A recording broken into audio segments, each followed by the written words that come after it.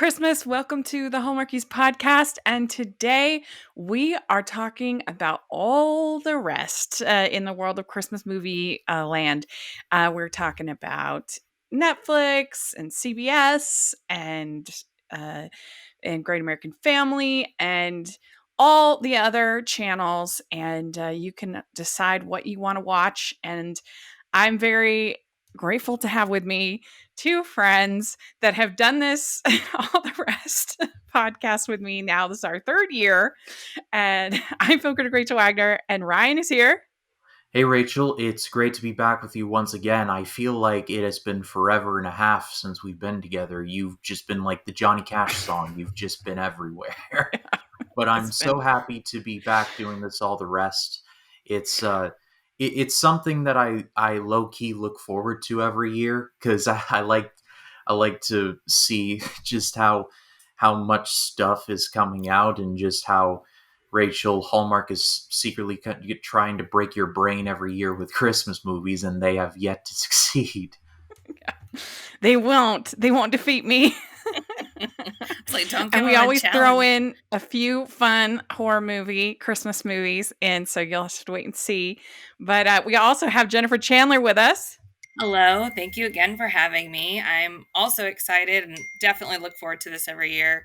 Because I mean, Sean has his own channel, obviously, and there's certain things that he covers, but for the most part with upcoming films, if I don't see a trailer, I don't think about it. Like unless he's mentioned, hey, we've got to watch this, or he just tells me what's up on, things that he needs to watch, I'm not paying a ton of attention. So this is like my one time of year that I dive real deep into trailer territory and try to figure out what's coming up next. And it's fun. So thank you again for having me. Yes. So I want to remind everybody about our ranking system that we have for previews for Christmas.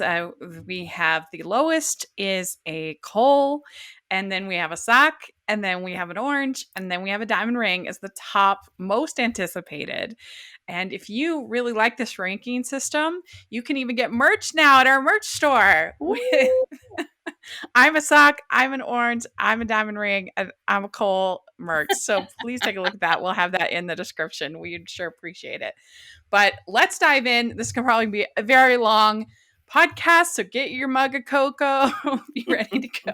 Start with Amazon Prime. This is on we're going to go network by network. That's how we're doing it. So this is actually on the 9th of December. It's called Something from Tiffany's. It's Zoe Douche, Kendra Smith Sampson, Ray Nicholson, Shay Mitchell. Nothing compares to the magic and excitement of the holidays in New York City, where the streets blaze with lights, windows dazzle, and a special box from Tiffany could change the course of a person's life, or several lives. Rachel and Gary are happy enough, but not quite ready for the big commitment. Ethan and Vanessa, the perfect picture, are just about to make it official when a simple mix-up of gifts causes all of their paths to cross. It sets off a series of twists and unexpected discoveries that lead them where they're truly meant to be, because love, like life, is full of surprises in the holiday romance, Something from Tiffany's. So, Jennifer, what do you think about this one? Well, I feel really bad. Let me just preface this whole night with saying I feel like a huge hypocrite because there's some of these plot synopses that I'm like, oh, I've heard that before. I've seen that before. It's done, over it. And then there's other ones that I'm like, oh, I've heard that before. I've seen that before. Let's do it again. It's both true. a reason that I can say, oh, I'm not interested. And also it's a reason that I say I'm totally in. So, we should also reiterate, as I always say, that these previews mean nothing because we don't know the movies.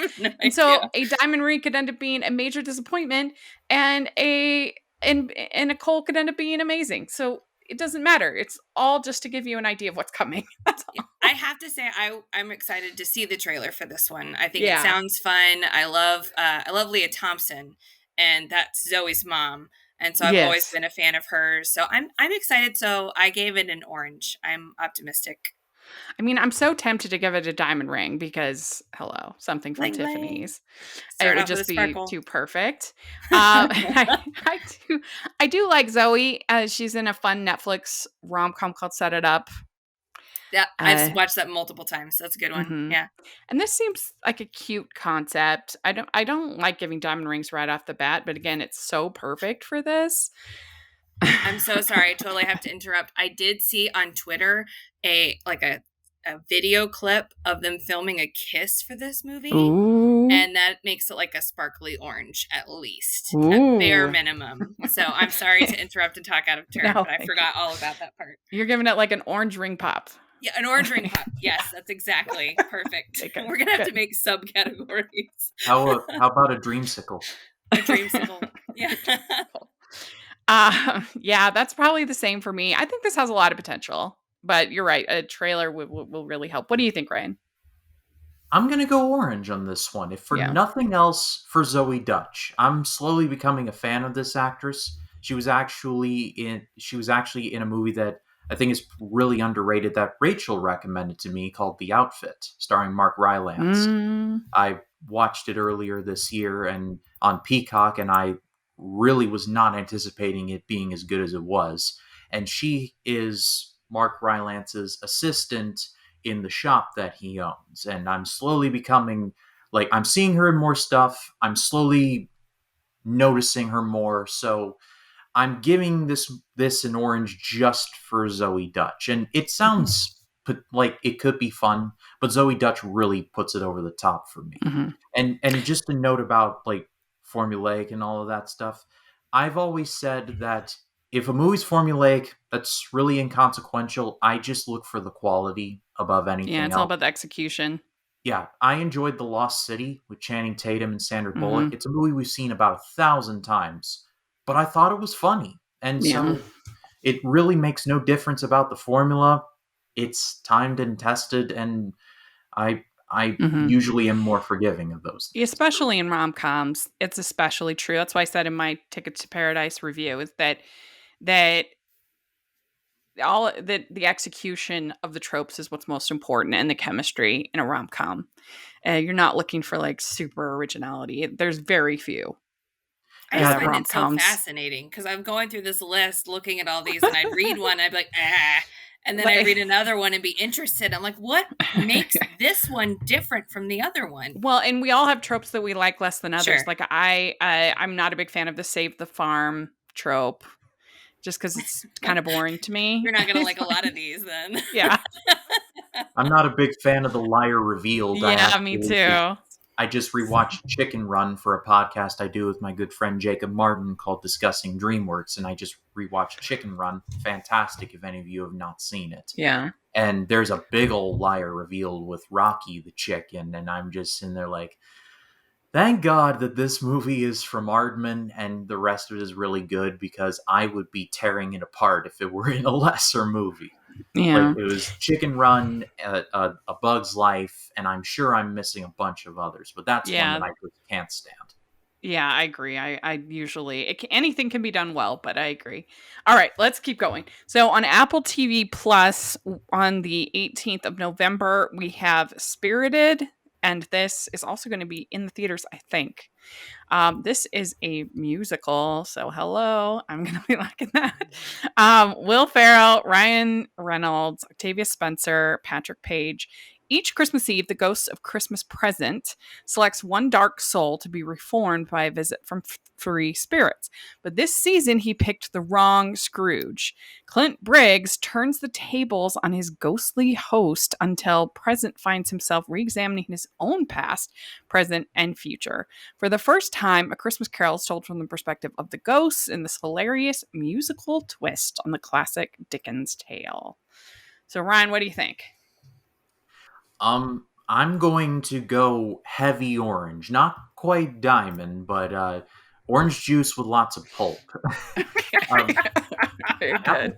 TV Plus is a sleeper streaming service. They've released The Tragedy of Macbeth, which I really, really dug. I mean, there's Ted Lasso, which I have not seen all of it, but what I have seen, I really enjoyed. They they're a Coda? streaming service that has been slowly putting out a lot of good stuff, and so I have a feeling if for nothing else, then they choose their projects well. That's all I will say. I'm not a humongous fan of Will Ferrell. I think he has about 3 jokes that he does in every movie, and he plays it quite a bit. So I tend to like he's been in stuff I've liked, like Elf and the other guys and other things, but I just am not a fan of his generally. But I really did enjoy this trailer. I do really enjoy Ryan Reynolds. I'm a big fan of his. So just for Ryan Reynolds alone and just this idea, I am going heavy orange on this one. And I like the moment in the trailer where Will Ferrell's like, "Oh, I remember talking to this one boy. Is like Tiny Tim? No, that's Yeah. not it. It's like Small Steve? No." I love that little moment. Yeah. Little Louie. Little What do you think, Jennifer?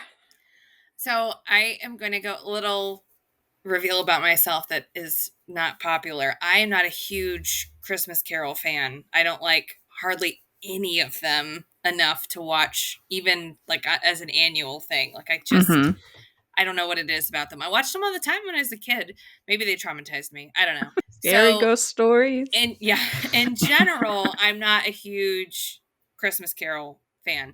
However, I am a Will Ferrell fan and I am a Ryan Reynolds fan, and they caught my attention years ago when they did that "I Could Be Brown, I Could Be Blue" song.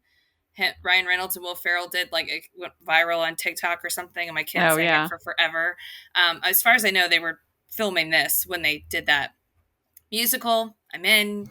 Will Ferrell, Ryan Reynolds, I'm in. Classic story from a different angle, I'm in. So diamond ring on this one. I'm hopeful that and even what you were saying, absolutely, Ryan, with the Apple TV streaming service, they pick their projects really well. I haven't been disappointed by any of theirs that I've like taken a shot on in a while. So Yeah. I'm hopeful. All those pieces sound like promising stuff. I mean, this is just like made for me. I mean, I love Christmas Carol. I love the story of redemption. I love musicals.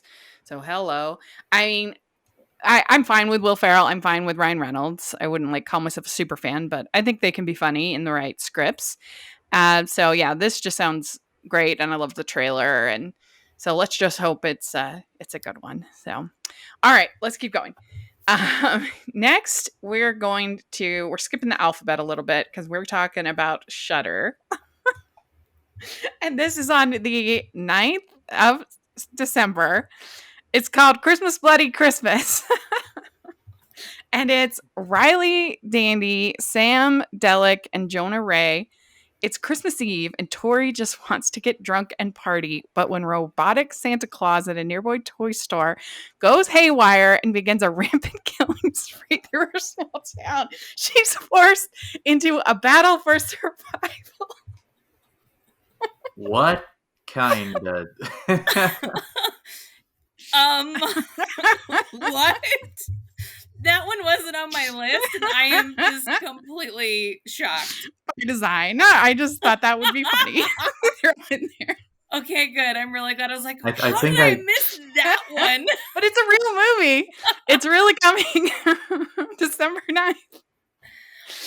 Liking, Wow. liking the eggnog a bit too much at the Shutter office. Wow. Oh my word. Robotic Santa Claus, I mean, terrifying.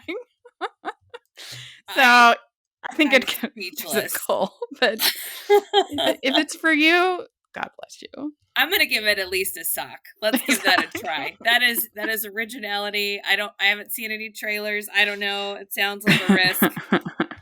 It's probably not gonna be great, but You can tell Sean about it. yeah, we'll probably watch it. Are you gonna make a part of your holiday viewing, Ryan? I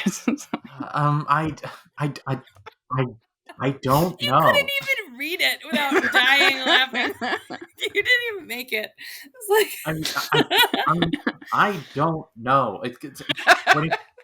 When it comes to horror, I tend to be a bit forgiving. I try and at least see what they're trying to go for. Yeah. But I mean, I don't know. Like I said, I'm very on the fence on this one. I think I'll go sock just based out of morbid curiosity. Okay, Because, I very mean, if for nothing else, it made me. This premise made me perk up and go, "What? What?" Exactly. I have liked a few holiday horror movies. Like I like Gremlins and I like Krampus and a few of them. But yeah, this one, I don't know. But all right. We're gonna So get we the have- one that Well should played, be really Rachel. good later." Well played. I'm like scrolling through my spreadsheet. Where is this one? All right. So then we have CBS. We've got 3 movies for CBS. And they're really the only of the networks that's diving into this scene. So it's kind of fun. We have Fit for Christmas. This is on December 4th, and it's Amanda Kloots, Paul Green, Rebecca Budig, and it's the holiday tale of Audrey, an enthusiastic, Christmas-obsessed fitness instructor teaching classes at her beloved, financially beleaguered community center in quaint Mistletoe, Montana, who begins a holiday romance with a charming, mysterious businessman, complicating his plans to turn the center into a more financially profitable resort property. And this one is written by a friend of the podcast, Anna White. I love her, and she does a good job with bringing sort of the comedy into her scripts. And also, my friend Jax has a cameo, like a small role in this movie. So I feel like I almost should like separate myself or would abstain. I mean, it's not like my favorite plot in the world. It's not a farm, it's a fitness studio. Yeah, the more profitable resort property. Like, I can't understand why they can never build these resorts or condos in like other places. Like, why do they have to be replacing the community center? Like, especially in Mistletoe, Montana. Yeah.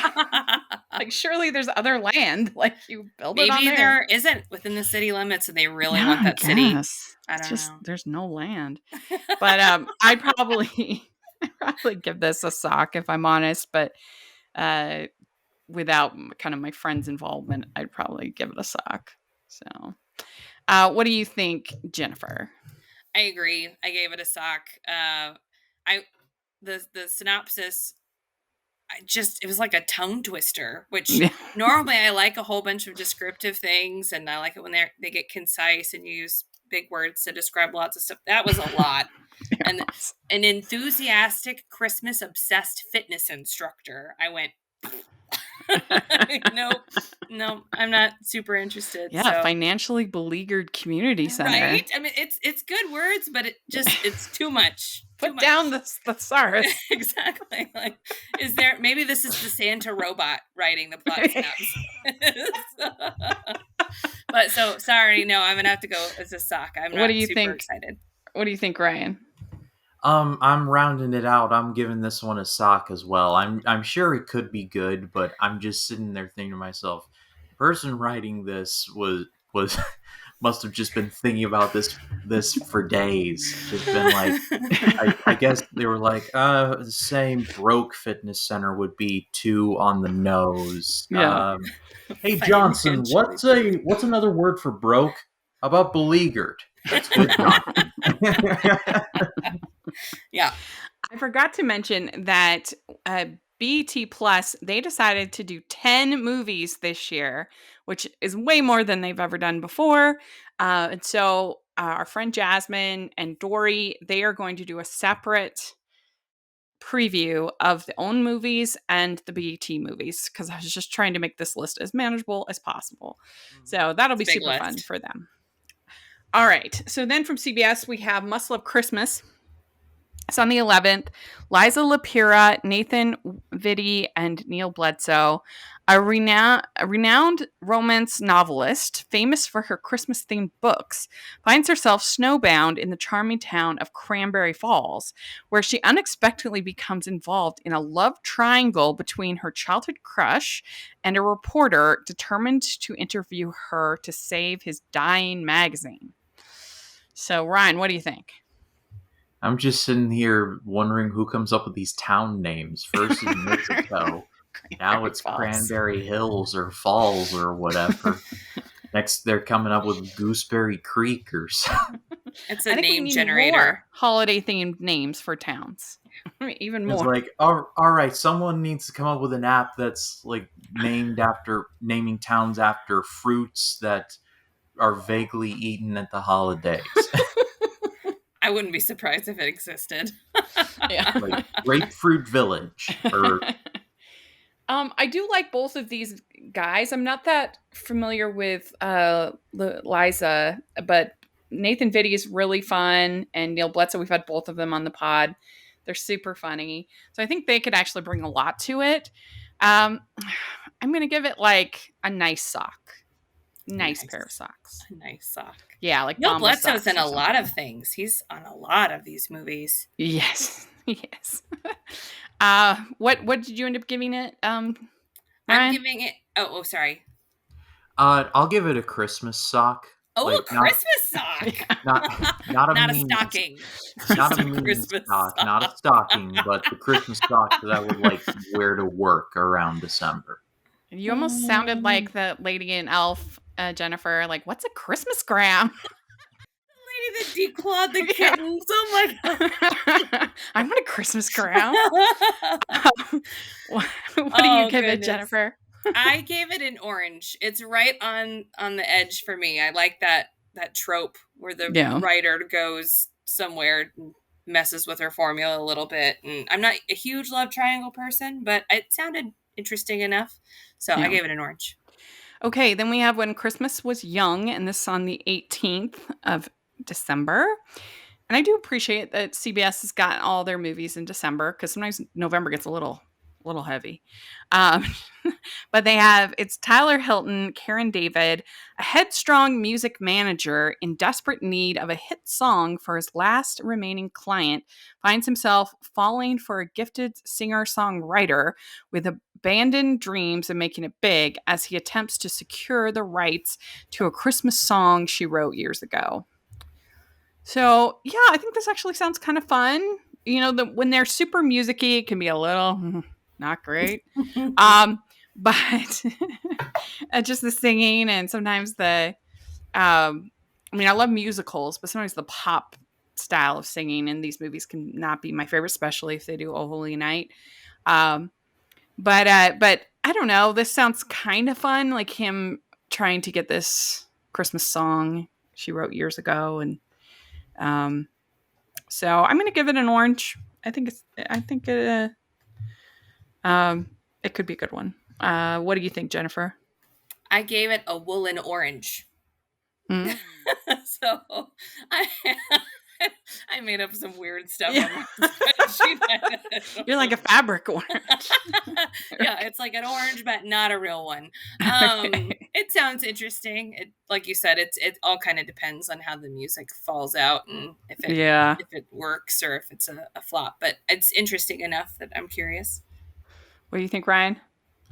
Yeah, I'll go just barely orange on this one. I like I said, I hope the music is good, but Christmas for Christmas music for me, it's either Trans-Siberian Orchestra or the Pentatonics. Mary, Did You Know? That's like the high watermark for me. Everything else is downhill. That's a lot of downhill. That's a Yeah, lot. really That is a high bar.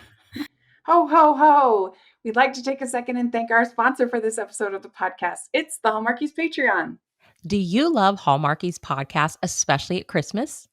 Do you enjoy the holiday previews, recaps, interviews, and bonus episodes? If the answer is yes, please consider supporting the Hallmarkies Patreon. We need your help to do what we do both during the Christmas season and all year round. But not only do you help a podcast led by strong, independent women by becoming a Patreon, you get to become a part of the Hallmarkies family. Starting at only $2 a month as a patron, you will have access to our Facebook Patreon group where we talk about the movies, shows, and more all year. We also have many monthly patron watch-alongs with guests like Lacey Chabert, Natalie Hall, Paul Campbell, Mary Lou Henner, and more, giving their behind-the-scenes details of their films. As a patron, you also have the chance to provide input into the podcast and even join us at different tiers. So this Christmas season, spread some cheer to the Hallmarkies Patreon and become a member today. You won't regret it. Go to patreon.com/hallmarkies to learn more. That's patreon.com/hallmarkies. The CW on the 20th, we have a Walton's Thanksgiving, and this has the same cast from the previous last year's Walton Christmas special, and it's the latest flick reunites the Walton family as they prepare for Thanksgiving in 1934. The Depression has affected everyone, but John Walton has found a way to provide for his family through the farm and by picking up odd jobs from the eccentric Baldwin sisters. It's also the time of the year for the annual Harvest Festival Fair, where carnival rides, talent shows, and pie contests become the center of attention for the Waltons. Now, you could make an argument that this is a fall movie, and Thanksgiving, some people say it's a Christmas, some people say it's fall, whatever. I just wanted to cover it because I really liked the last one, so I give it a diamond ring because I really enjoyed it. And if they did a whole show, like a new Waltons show, I would totally watch it. I thought it was really good. So that's the only reason I wanted to include it. But I think Thanksgiving is part of the Christmas season, holiday season. So I think it counts. But what do you think, Jennifer? Do you think it counts? Well, this is your podcast, so of course it counts. You make the decisions. I haven't seen the last one, so this was out of the blue for me. And my mom is probably going to be disappointed. I'm not a Waltons fan. I don't hate the Waltons. I just don't have any history with the Waltons. So I had never seen any Waltons. Don't care at all. So for that reason, I give it a sock. Not by really anything of its own nature. I'm just not super interested in nothing in the plot. Technically, if you just read that, I could see where I would maybe be interested in it. It just didn't spark anything. Yeah. What do you think, Ryan? Yeah, I'm still trying to figure out who these Walton people are. Like, was this a show that was before my time? Or yes. Okay. Yeah, it was on for a long time, right? It was it was sort of the same time as Little House on the Prairie. It was the Waltons. Okay. Yeah. So, I mean, way before, like I said, I have no experience with it, but I imagine that there are a lot of people who do know what this is. So out of just being nice to them, I'll go sock just to be generous. Okay. Now we have a bunch on Discovery Plus that we're going to do. I think there's 4, and these are all released on the 11th of November. So we'll probably do a whole episode just on these Discovery Plus movies is my guess. So let's go through. These all had insanely long summaries, so I'm sorry. They have One Delicious Christmas, and it's Vanessa Morano, Kathy Maloney, Bobby Flay, Alex Millari. The future of Vermont culinary destination Haven Restaurant and Inn rests squarely on the shoulders of Abby Richmond, who inherited the property from her parents. Unfortunately, managing both the restaurant and the inn is a 24/7 commitment, leaving no time for Abby to have a personal life. Her best hope is to secure an investment from restaurant mogul Alexandra Grantham, who would provide much needed resources and give Alexandra his menu back. Hotshot Preston Weaver is brought in by Alexandra to shake up the holiday menu after Abby unexpectedly loses her longtime chef. Unbeknownst to Preston, the menu was curated by Abby's late father, and she's having a tough time letting it go. Despite their undeniable chemistry, will they be able to put aside their differences in time for Alexandra and Tom's Christmas Eve dinner visit, which will determine whether she invests in Haven or not? So a lot of stuff going on there. But what do you think, Ryan? What do you think of this one? I go orange because I love Bobby Flay. I watched a lot of Food Network growing up, and whenever he was on Iron Chef America, I was like, "That's my guy." So, if for nothing else, I'm gonna give it an orange just for him. Will he be a good actor? I don't know, but it's gonna be interesting to see what he does. Yeah. What do you think, Jennifer? I have to give it a woolen orange. The plot sounds promising, and there's enough there that I could like it, but there's also, like, unbeknownst to him, the menu was from her late father. Just have a conversation. There's a lot. Like, well, I mean, just say, my dad made the menu. Boom. Done. Plot resolved.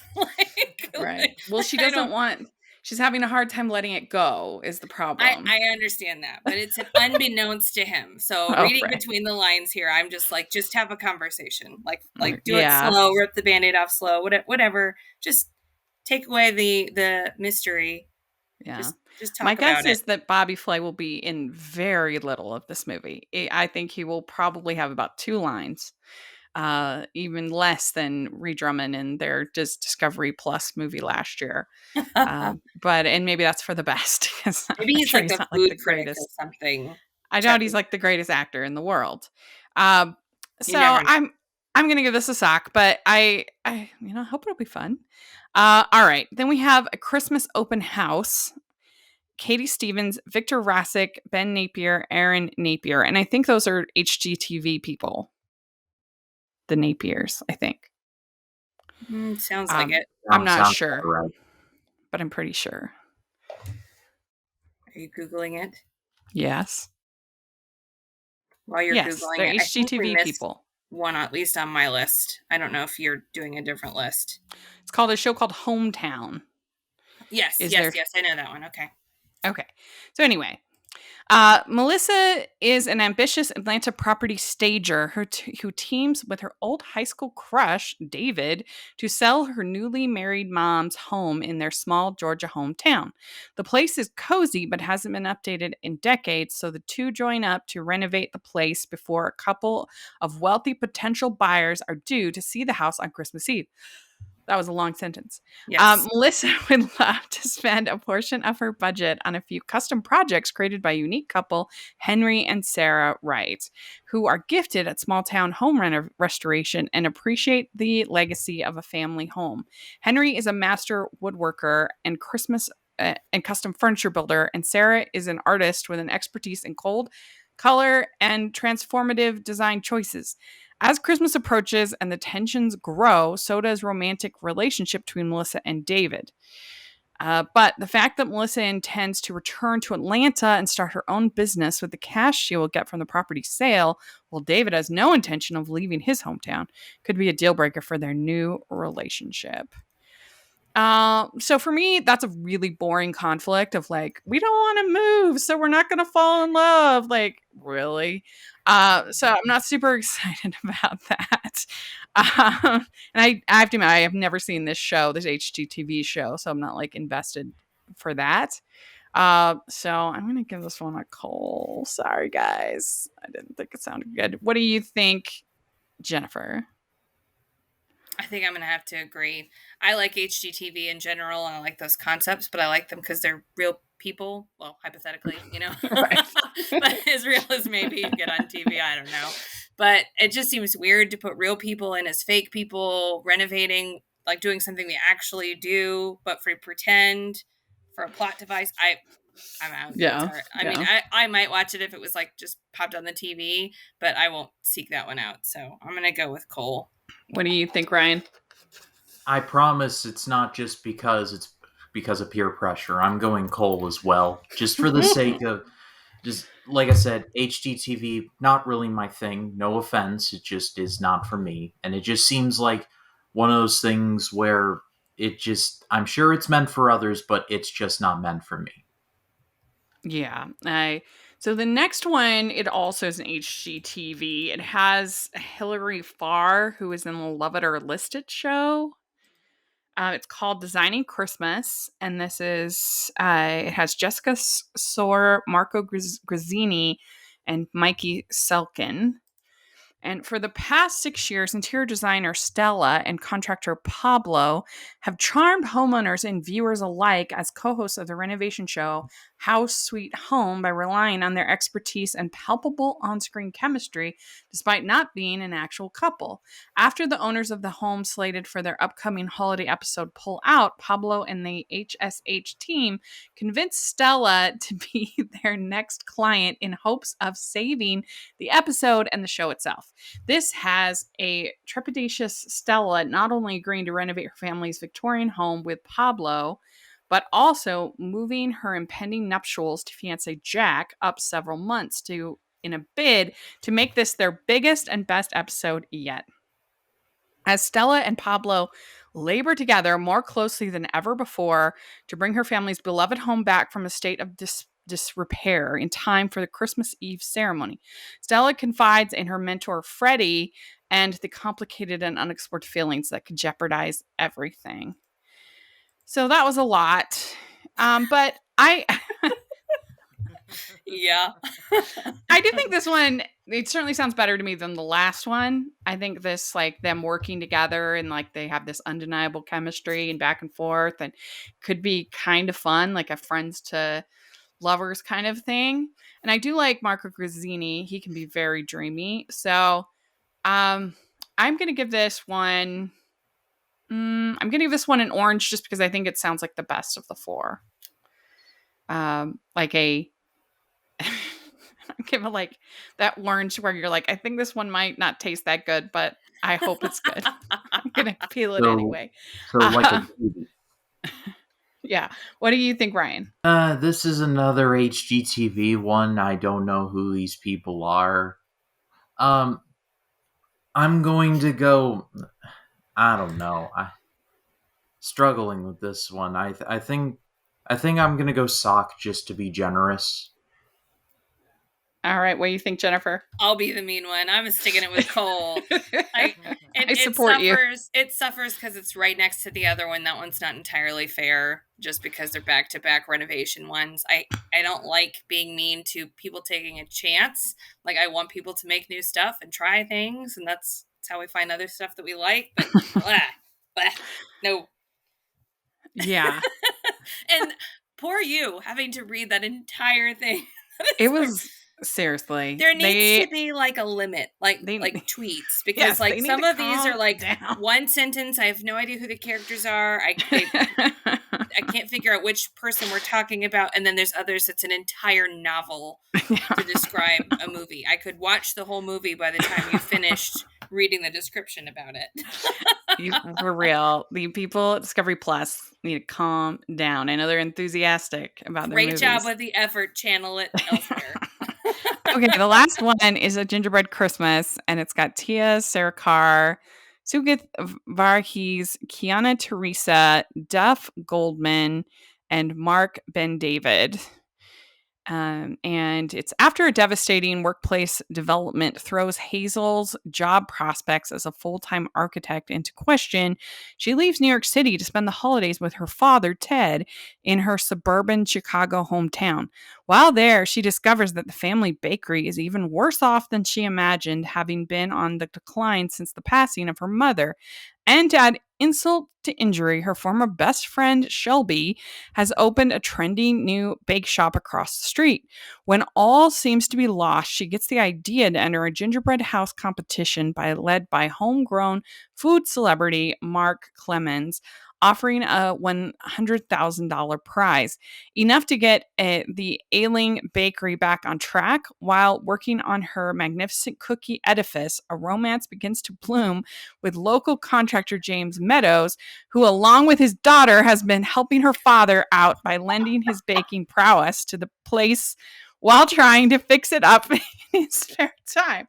A series of frustrations and misunderstandings threaten to tear them apart, but will the magic of the holiday lead everyone to have a Merry Christmas?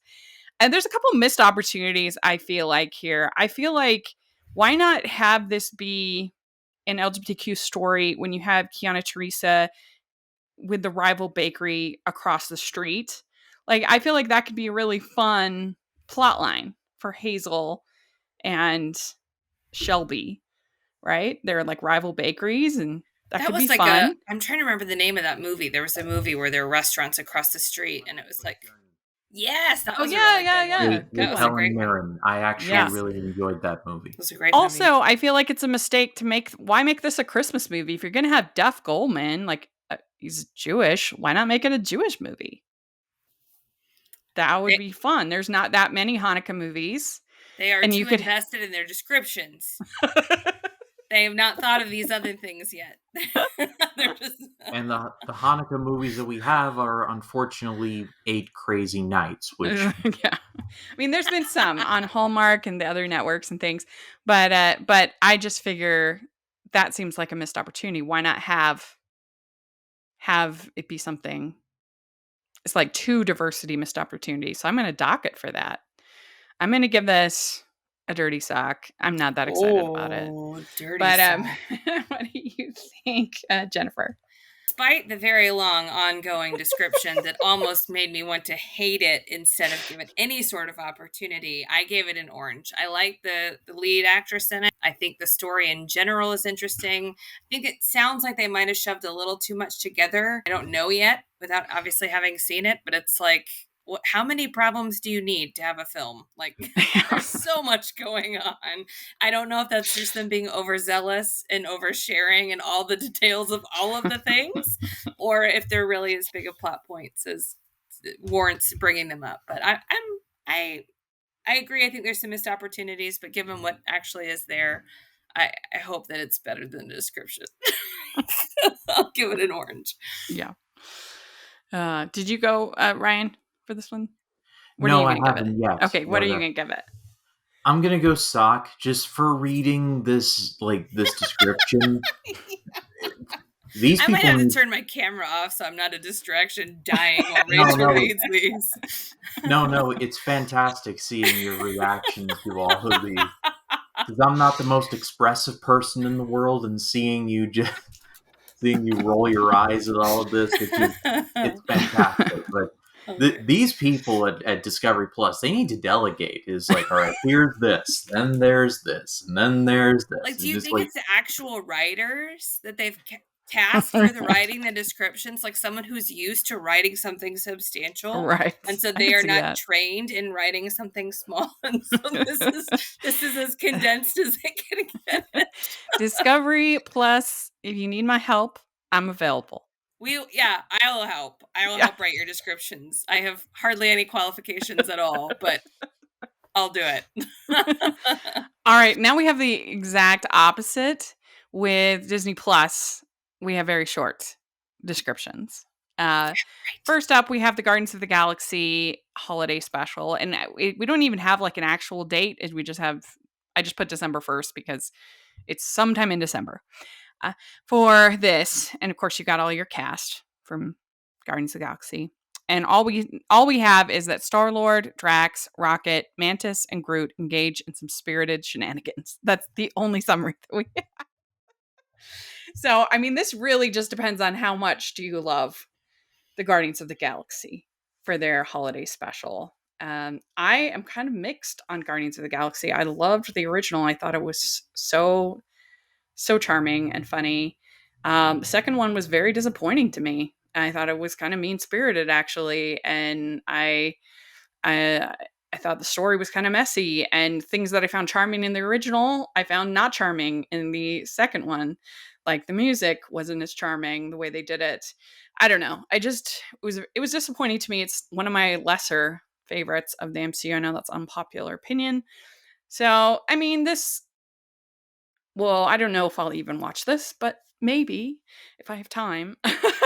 I give this a sock, but I hope it'll be good. What do you think, Jennifer? Well, I firmly agree with you on Guardians of the Galaxy 2 being awful. That is my personal opinion that I also happen to share with my husband, and I think that's still the most hatred and vitriol he gets on the regular for how could you hate that movie. But anyway, that being said, I think I have to give this an obligatory orange. And I say obligatory because my kids are going to love it. I'm sure Sean's going to enjoy it. We're definitely going to watch it as a family. So for the family watchability and the fact that they're probably going to like it, then I'm going to give it an orange. If I was going me personally, I'd probably do a sock just because I'm over all of it. Yeah. There's so much, every single fandom on Disney, just everywhere. What do you think, Ryan?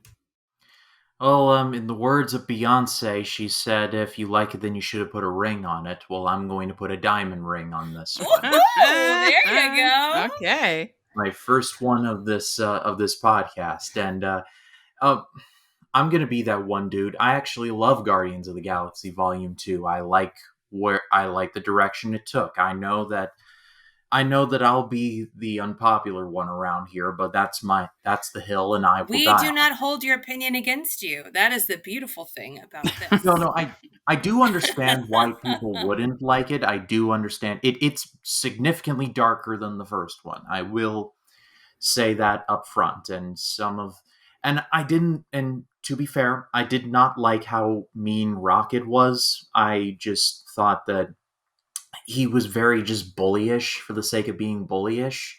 But I liked what Star Lord and Ego, and I liked their whole thing. And I could talk about that movie for days, but I won't do it here.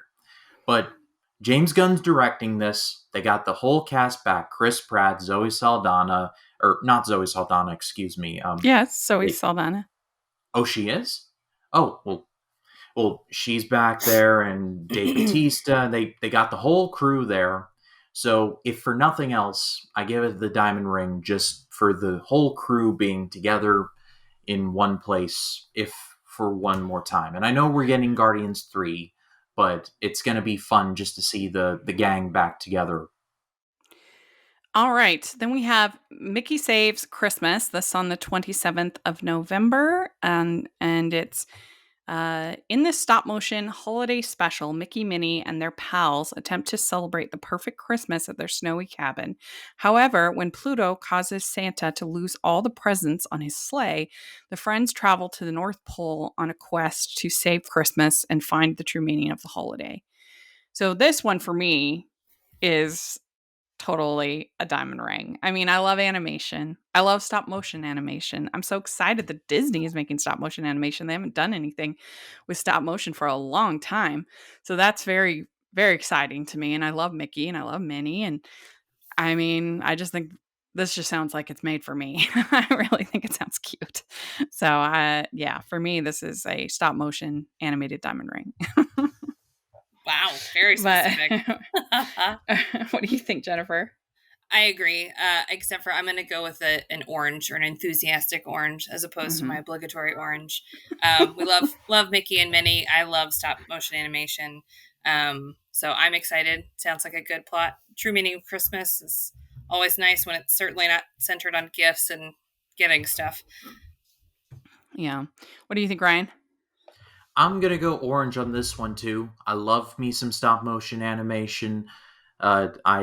This plot does sound interesting. I just want to see a trailer first before I go all the way with it. That's fair. That's fair. The images that they showed just in the media and stuff looked so cute. I'm excited to see a trailer. Because they did that new animation, the Mickey Mouse animation show, and it's kind of like a throwback version. And I think it kind of has really like a graphic creepy. Novel kind of like Ren and Stimpy almost. Yeah. So okay, then we have we're going to Fox Nation now. They have 3 movies out. And it's Christmas at Greenbrier. This on the 24th of November. Alicia Lee Willis and Josh Murray, widowed mother Abby and former professional football player Ben, dated previously but ended their relationship when Ben turned pro. The two unexpectedly reunite during a stay at the Greenbrier and spend time together enjoying the magical holiday activities that resorts have to offer. Abby is hesitant as she has not dated anyone since her husband died and wants to protect her son Carter from another heartbreak. This forces Ben to do some soul searching to discover where his priorities lie, his career or true love. And I have to say that summary does sound very COVID-y, like in the sense of like it's all in one hotel and we're all like secluded to this one hotel and you can film it all in one hotel. So and we do have happens a lot with the holiday movies, though. They get snowed in or but especially in like 2020, 2021. Yes. Yeah, I think this is probably somewhat of a holdover from all of that. So I mean, I give this a sock, but it could be good if they have good chemistry. What do you think, Ryan? Yeah, I'll go sock in this one too. It sounds like it could be interesting. I'd like to see a trailer for it first to see what ends up happening, but it's too vague for me to go any higher than that. You agree, Jennifer? I do. Yeah, I gave it a sock as well. And there's always opportunities for it to be better than I expect, but Okay, then we have Country Roads Christmas. Lainey McCauley and Bo Yokeley, country music executive Sky, hesitantly accepts a job offer from her handsome rival Ryan to join him on her Strange Fathers concert tour. While on the road, the spirit of the season opens her heart to forgiveness and new love. So she's like super bitter about her dad. There's a trailer for this. And the trailer does like show the whole movie. Uh, it looked fine to me. I'm gonna give it a sock, but I think it looked okay. I thought. What do you think, Jennifer? Agreed. I think it looked good. I think same. Why do trailers just? It's a whole. They need to get together the Discovery people and figure out how to get it down. Like we don't need everything in one go. Yeah. So I think it's promising. I think there wasn't enough in the music for me to know for sure if it was going to be a solid hit or not. I liked the parent angle, and then towards the end of the trailer, they showed the mom and the dad singing together, and I thought that was really pretty. So I'm hopeful. I gave it an orange. So fingers crossed that it pulls through. There's a lot of ways that could go bad, but hopefully it'll work. What do you think, Ryan? I'm gonna go a little higher and say orange, just for the angle of the whole family coming back to the whole family coming back together angle. I'm a bit of a sucker for that kind of stuff. It reminds me of this movie called The Judge, starring Robert Downey Jr. and Robert Duvall. It's really good, and no one talks about it, and it's a shame because Downey Jr. is awesome in that movie. But it's between a judge who's the dad, Robert Duvall, and Robert Downey Jr., who's the son, who is a lawyer. Duvall gets involved in an accident which he causes, and he's on trial. And so Duvall, even though they haven't spoken in years, comes to his defense. And it's a really, really, it's a drama. It's a serious drama. But like I said, I'm a bit of a sucker for families coming back together and healing old wounds. I just like the spirit of it. That's why I go a little higher on stories like this. Sounds good. Okay, next we have Christmas in Rockwell, and this is on the 11th of December.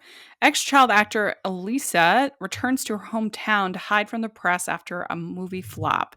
But when she meets Jake, a local cinema owner, will she be able to hide from the paparazzi, or will her new relationship make front page news?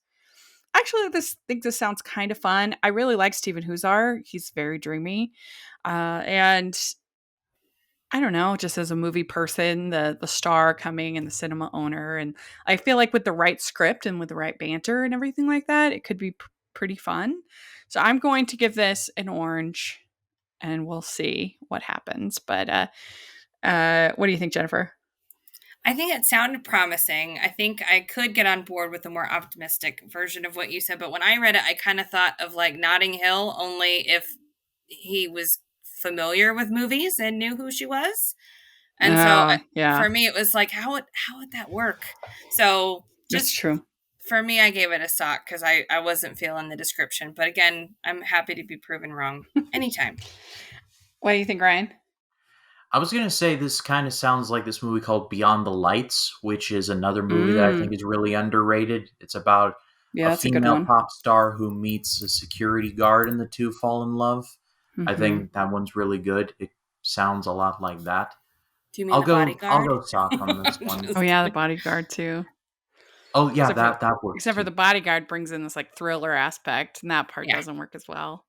But anyway, I like The Bodyguard. But okay, next we have Violent Night. This is in theaters on December 2nd.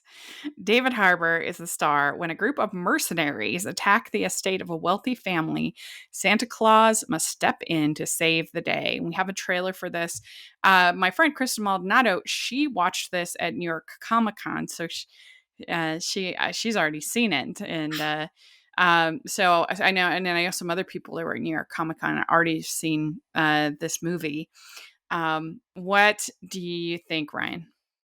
Oh, this has me written all over it. Diamond Ring #2 for me. I've seen the trailer now a few times, and I just think this looks like a ton of fun. David Harbour, John Leguizamo, Santa basically being John McClane, just like going to this house doing his duties, and then realizing, oh, this house is being robbed, and then just going ham on everybody. I don't think it's gonna be like high class cinema, but I have a feeling it's just gonna be a ton of fun, and I'm very excited. What do you think, Jennifer? Well, I have to start my response with an apology because I remember when the trailer first dropped, I believe Sean posted something like, "It's going to be better than Die Hard." And I was like, "How dare you?" and he's like, "Have you seen the trailer?" And so then out of spite, because I'm petty, I didn't watch the trailer because it can't be better than Die Hard, obviously. Yeah, So ridiculous. I only watched the trailer for this, and it looks amazing. And it is diamond rings all day, every day. Like, Oprah, you get a diamond ring, and you get a diamond ring. This is Diamond Ring City. I'm excited and a little terrified. Still, again, wish they'd shown a little bit less in the trailer, but it looks like a good time. I will probably give it an orange just because it's not like my thing. But it looks solid for what it is. And Kristen said that it was like fine. She liked it fine.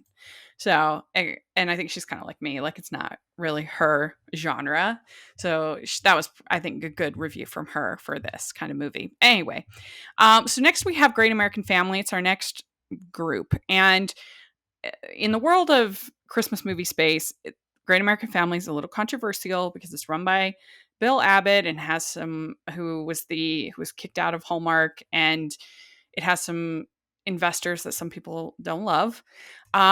So we don't cover Great American Family on our podcast except for this little preview. So anyway, all that said, let's talk about it. The first, and some of these will have already aired by the time this airs. So the first one is Destined at Christmas on the 22nd of October. Shay Robbins and Casey Elliott, Kim and Theo meet on Black Friday shopping, and there's a spark between them, but the couple gets separated due to panic. Both of them doesn't forget each other and try to search with little information. Can destiny bring them back together?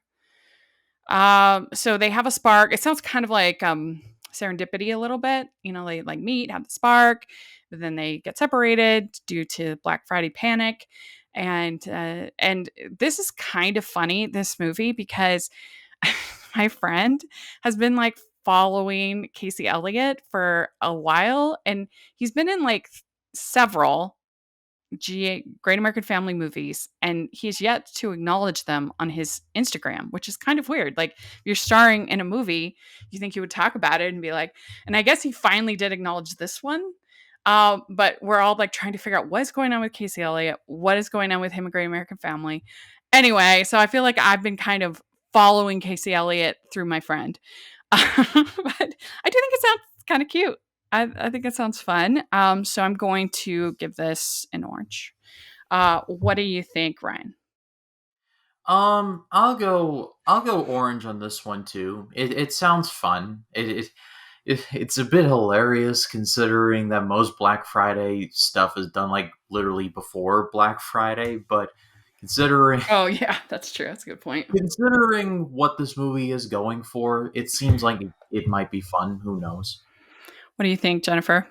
I also gave it an orange. I thought there's definitely an opportunity there. So it sounded cute. The little bit of the trailer, or did we have a trailer for this? Or is it just photos? Yeah, we had a trailer. We had a trailer for this. Yeah, I just felt like really short little thing. The vibe was nice between the two leads, and I felt like there was a good chance. So I gave it an orange. Yeah. And then we have Catering Christmas. This is on the 29th. And it's Merritt Patterson, Daniel Lissing. A fledgling caterer, Molly, is hired by Gene, the perfectionist director of the renowned Harrison Foundation, to cater this year's annual Christmas gala dinner. Things get complicated when Molly falls for Gene's nephew, Carson, a travel photographer with no desire to take over the family's foundation until his aunt assigns him to the task of making sure the catered dinner goes perfectly. So I have to say, for me, like party planning movies are some of my least favorite. They are so boring. Like unless I get to attend said party, they usually are very boring. Like I don't care about, what decorations they decide on for the party. I don't care what music they're playing at the party. Like it's just boring.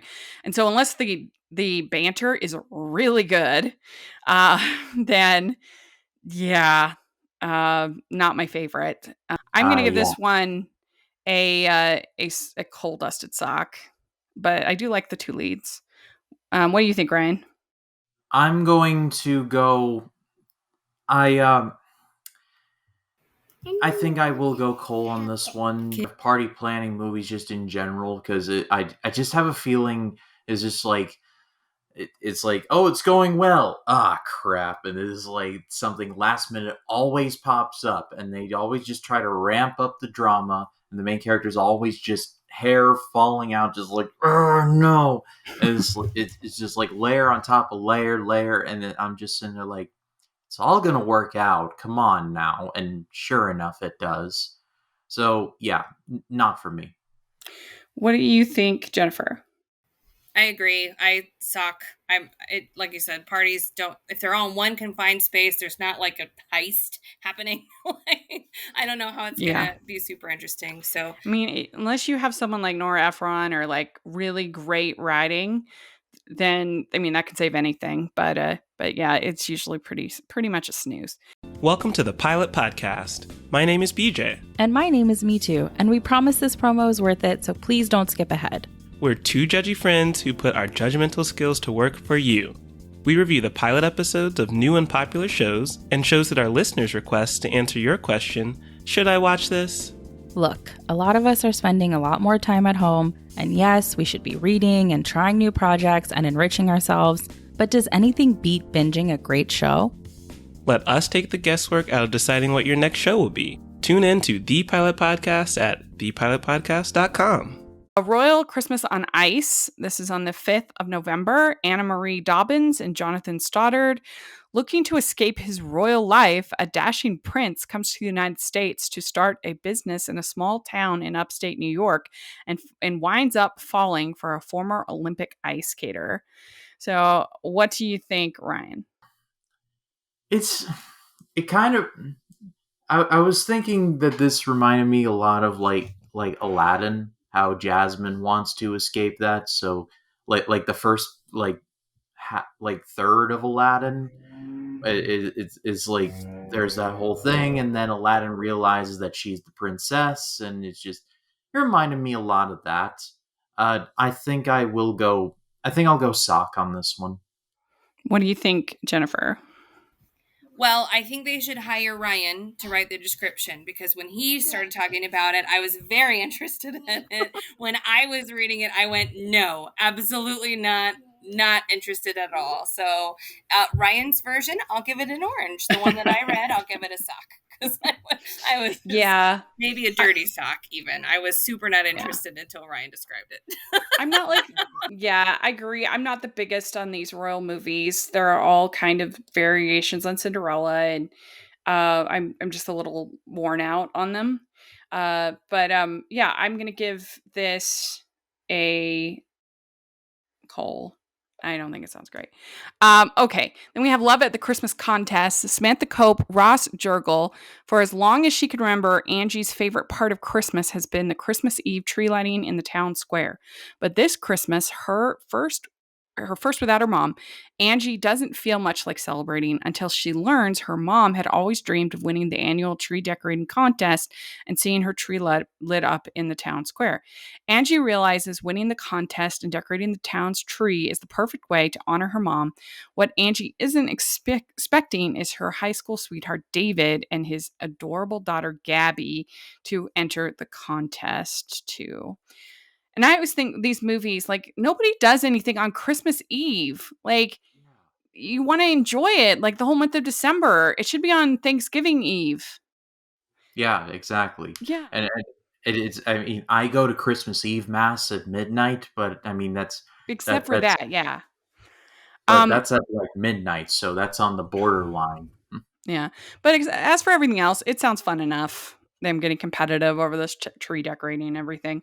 So I would give this a sock, but hopefully it'll be good. What do you think, Jennifer? Yeah, I gave it a woolen orange. I still don't really know what that is, but like a fuzzy orange, slightly molded orange. I don't know, but the trailer made it look more interesting than the synopsis showed, but I'm still not sure. That the hokiness Mhm. looked a little high for my taste, but we'll see. What do you think, Ryan? What do you give it? I'll go sock. I think I just watching this trailer, I just was like, all right, so for the first half of the movie, it's going to be these two people just trying to one up each other, and the dude is always just being like, oh, well, let's just see about that. And there's just banter back and forth, and then something happens that connects the two about halfway through. Then there's a falling out, and by the end, one of them wins. I'm going to assume it's going to be the dude in all of this, and the two finally connect the dots by the end. So, Oh, I don't think it'll be the dude. I think it'll be her. She's gonna win. I mean, it's her oh, you mother's think? dream, and so I think it will be Or a her. tragedy strikes and they have to combine trees Yeah, Oh, you're right. to exactly, Yeah, decorate the same tree, and exactly. then they both win. yeah. That I see that. Yeah. A Either rabid, that, or the rabid guy raccoon. wins, and then he's like, you know what? She should win. It's her dream. We You don't just want wrote a this pity win on better. your dead mom's Christmas tree. You want to win it if you're gonna win it. We just wrote this better than I'm sure the actual writers. So, Yeah. Actually, we also kind of threw in Guardians of the Galaxy in there. Rocket Raccoon could have destroyed yeah, the it's true. tree, and we just solved two problems So we at wrote once. two scripts better than We, well, we don't know still what the Guardians of the Galaxy script is, to yes. be Hey, fair, but we've got an idea. Great American Family, hire us. I'll Yeah. go anonymous. I'll go Alan Smithy. Okay. All right. So we have a Merry Christmas Wish. This is on the 12th of November. And it's Jill Wagner, Cameron Matheson, a New York City advertising executive, returns to her hometown to sell the family farm, but instead reconnects with her childhood friend and gets involved with organizing the yearly Winter Wonderland, which takes place on the property. This is like the most basic summary I could even think of. Like, could you get more basic? I love Jill Wagner and Cameron Matheson, so I'm not going to cull it. But I mean, this It could sounds be in like Cranberry Falls or yeah.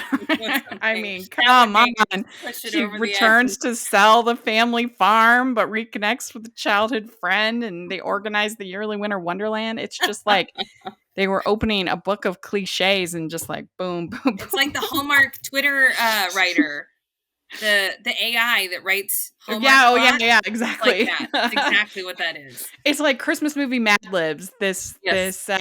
this one. Um, oof. So I'm gonna give it like a coal dusted sock. It sounds not great. What do you think, Jennifer? I'm gonna agree. It just, like you said, it sounds like a whole bunch of cliches vomited into a book, and they scrambled it, and they're like script. Yeah. So If you've never watched a Christmas movie, you'll probably love this. right, yeah. This But is I all the tropes unfortunately in have watched one, many. as far as we can tell. Yes. So What yes, do sock you for me. What do you think, Ryan?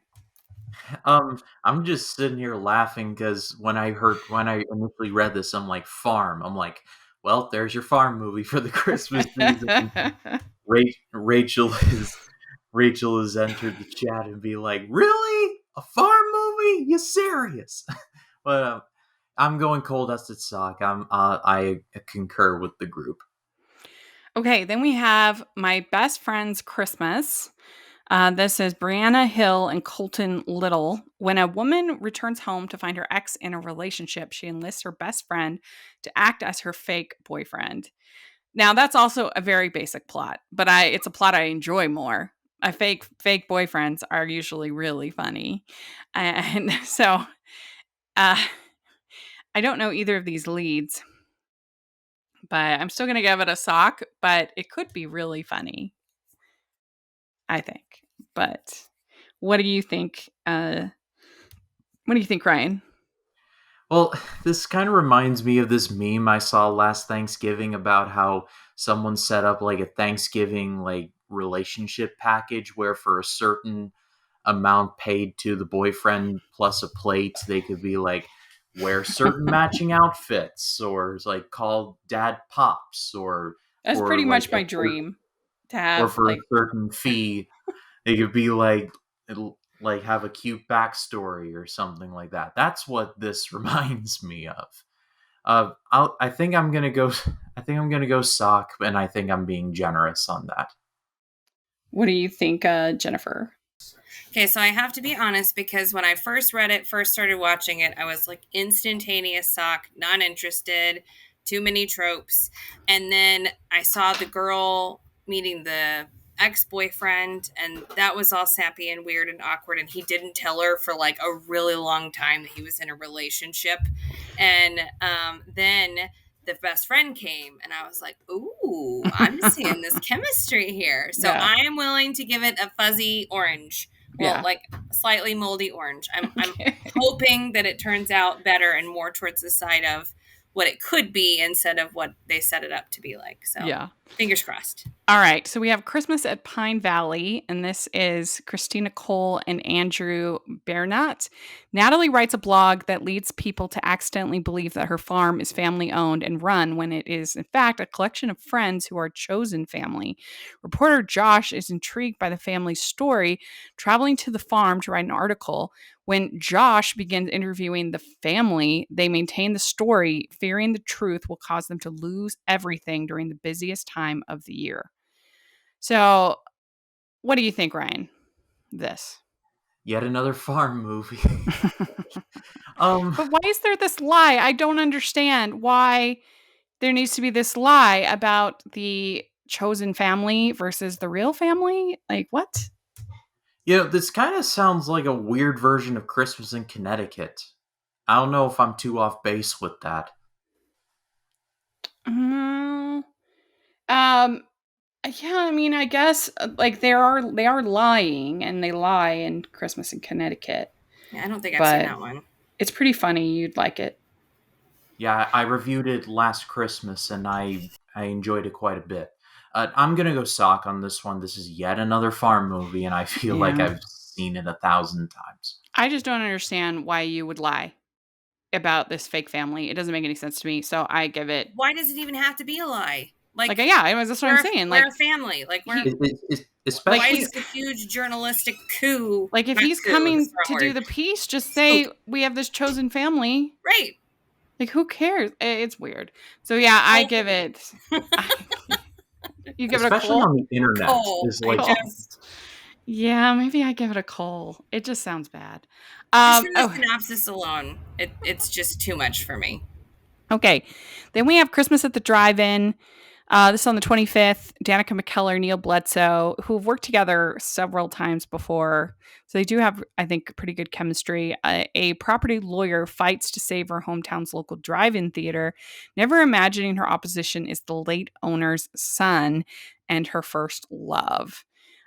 You know, if you're going to do a save the blank, I have to say Save the Drive-In is pretty like fun and novel, I have to think.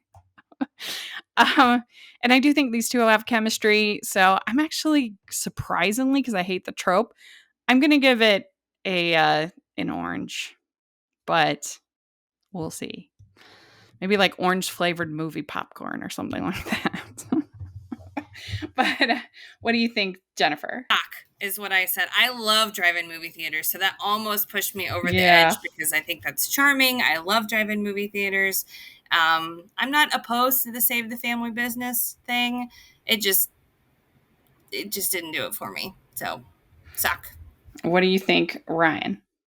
I'll go orange just for the drive-in theater factor. I have now actually been to one. Thank you, Rachel, for treating me to that.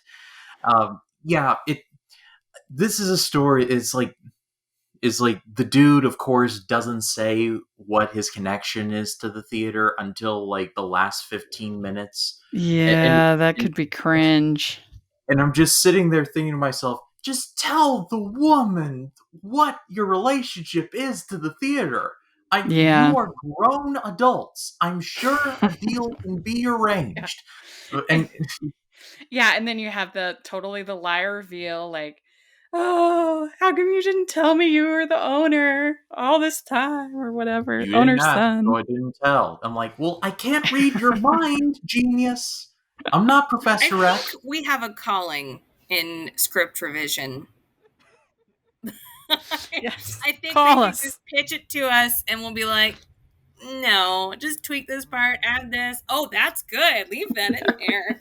We could be some assistance. So Yeah, I'm we're game available. if you guys are. We're available. I'm available. Okay. All right. So then we have I'm Glad It's Christmas. It's on the 26th of November. And this stars Jessica Lowndes, Paul Green, and Gladys Knight. An aspiring Broadway hopeful is running out of time to land the role of her life on The Great White Way. While awaiting a callback on her dream job, she declines an opportunity to star in a local musical. Will she miss out on love along the way? So it's hard to not give a very high score to a movie with Gladys Knight. You know, I don't know why she declines the opportunity to be in the local musical. I don't know why you would do that, but I mean, Jessica Lowndes, she's an okay singer. Paul Green, he can sing. So I guess that will be fine. They're not like my favorite singers in the world, but they're serviceable. So I will give this an orange. What do you think, Jennifer? I think that is the saddest sounding orange you've given so far this evening. I'm trying to be nice. They're not my favorite singers. I'm sorry. That's fair. I think same. I can't give Gladys Knight anything less than an orange. So hopefully it's great, but the story could be interesting. I'm curious more about the plot. There's enough lacking there. Notice this discovery that I'm curious. So we'll have to check it out and see what the synopsis is missing. What do you think, Ryan? I feel like if I don't give this like at least an orange, I feel like I'll wake up with like a hump on my back just as an insult towards Gladys Knight, which I'm not going to do. She is a fantastic singer. So going orange, because she's fantastic. I don't think she would wish that very on well. you. She lands the role, and she has to make the choice, and she eventually goes to the local production because reasons. Yeah, I think you're right. Okay, then we have. Then we have Candace Cameron Bure presents A Christmas Present. And this stars Candace Cameron Bure and Mark Blucas. And it's Maggie and Eric are busy parents of teenagers who embark on a trip to the home of Maggie's widowed brother to celebrate Christmas. Everyone has different expectations of the perfect holiday. Through a series of events, Maggie learns to embrace the season. So this sounds fine to me. I mean, I'm very curious about it because it's, she's left Hallmark. She's now part of GAF and she's producing it. And I think it's going to have much more of a faith-based element than her Hallmark movies. And so that could be terrible, but it could be good. Mark Blucas, he's always so charming. I love him. So that is definitely a bump in the right direction. So I don't love the plot. Sounds kind of boring to me. So I'm going to give it a sock, but hopefully it'll be good. It's going to be interesting, an interesting sock, if that's possible, to see what she does. It's her first one. What do you think, Jennifer? I am just going to label myself a jerk now. I read Candace Cameron Bure and I was like, nope. This is cool. I haven't liked a lot of her stuff in Yeah. recent years. Like I can't think of a movie that she was in and I'm like, that was a good one. And that's Yeah. again personal taste. Maybe like you said, new network, it'll be different. I feel like I'm offending all of your Hallmarkies, but I just Yeah. I gave it a call. I have no interest whatsoever. It does sound kind of boring. Her going with the teenagers It just sounds on a trip. contrived. and- There doesn't Yeah. sound like there's anything compelling about it. What do you think, Ryan? I'm just sitting here wondering, am I old enough to remember where she was called Candace Cameron Burr? Or are these two completely different people? No, it's her. Maybe some people pronounced it Burr, but Bure is how I've always heard it. So I could have I sworn. don't know how to say it. I just said it the way I said it because that's how Rachel said it, and I assumed she knew better than I did. 'Cause I don't know. Anyway. DJ from Full House. Yes, is that's in her. a movie, and I didn't knew see it. she was from Full House, and it just sounded. She's like always been the queen of Hallmark, been their leading lady, and now her moving over to Great American Family. This is her first movie, and she's like producing it and creating it. And anyway, so it's a disruption in the holiday movie space. Well, especially after Aunt Becky left, right? Because was Aunt Becky the top? Yeah. Well, Aunt And Becky then- was kicked out. She was Right, yeah. but wasn't she kind of the big one? And then they leaned pretty heavily on Cameron. and in then One Cameron Calls the left? Heart, she was. Oh, okay, there we go. It was in just that one show. So. Okay, my bad. So what did you give it, Ryan? I'm gonna go sock on this one. Okay. All right. Then we have Christmas on Candy Cane Lane. This stars Andrea Barber and Dan Payne. And Ivy struggles with the long shadow cast by her late mother, Muriel, the darling of Icicle Falls, head of the Candy Cane Lights extravaganza, owner of the Christmas house, and former TV star known adoringly as the Christmas Maven. This Christmas, a series of comical and mysterious events bring the town together in a masterstroke of perfection only the Christmas Maven herself could appreciate. Now, is it just me, or is like the Christmas Maven? That sounds kind of mean. Yeah, I was Christmas Maven. That's a weird flex to call someone a maven. Let me Yeah, am I just do I not understand that word? hang on. I'm looking it up. All right, according to Google, maven, an expert or connoisseur. No, okay, so Yeah, I'm wrong. I can't even say this. Dazzlingly skilled in any Oh. field, which I didn't know either. I Maven stand- sounds villainous. Yeah, it does, right? Yeah. Okay, I stand That's corrected. tricky. I guess it's not, but that's just my vocabulary weakness. I'm with you. I mean, I like Andrea Barber. I like Dan Payne. I think they probably have pretty good chemistry. I don't love this plot. But yeah, I'm gonna give it a sock. But I like them. What do you think, Jennifer? I think I'm going to steal Ryan's thing and say Christmas sock. I think if they played it right, it could go really well. There could be, kind of like we were talking about earlier, the family aspect of kind of restoring not the family farm, but the family feeling around the holidays that they've lost because they've lost a loved one or whatever. So I think there's enough potential here, but it also could be completely overwhelming and overbearing with the Christmas Maven. Yeah, it sounds like a horror movie Right. to me, Christmas Maven. Right. But what do you think, Ryan? Look out! It's the maven. Ah. Like Edgar Allan Poe. The Maven. The Maven never. What's the Christmas maven? Ho ho ho. Oh no!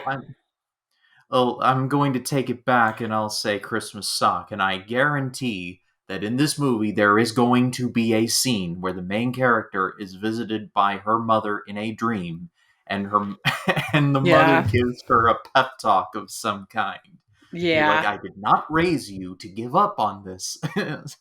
I bet you that's a scene in this movie. Mm-hmm. I think that's probably a pretty safe bet.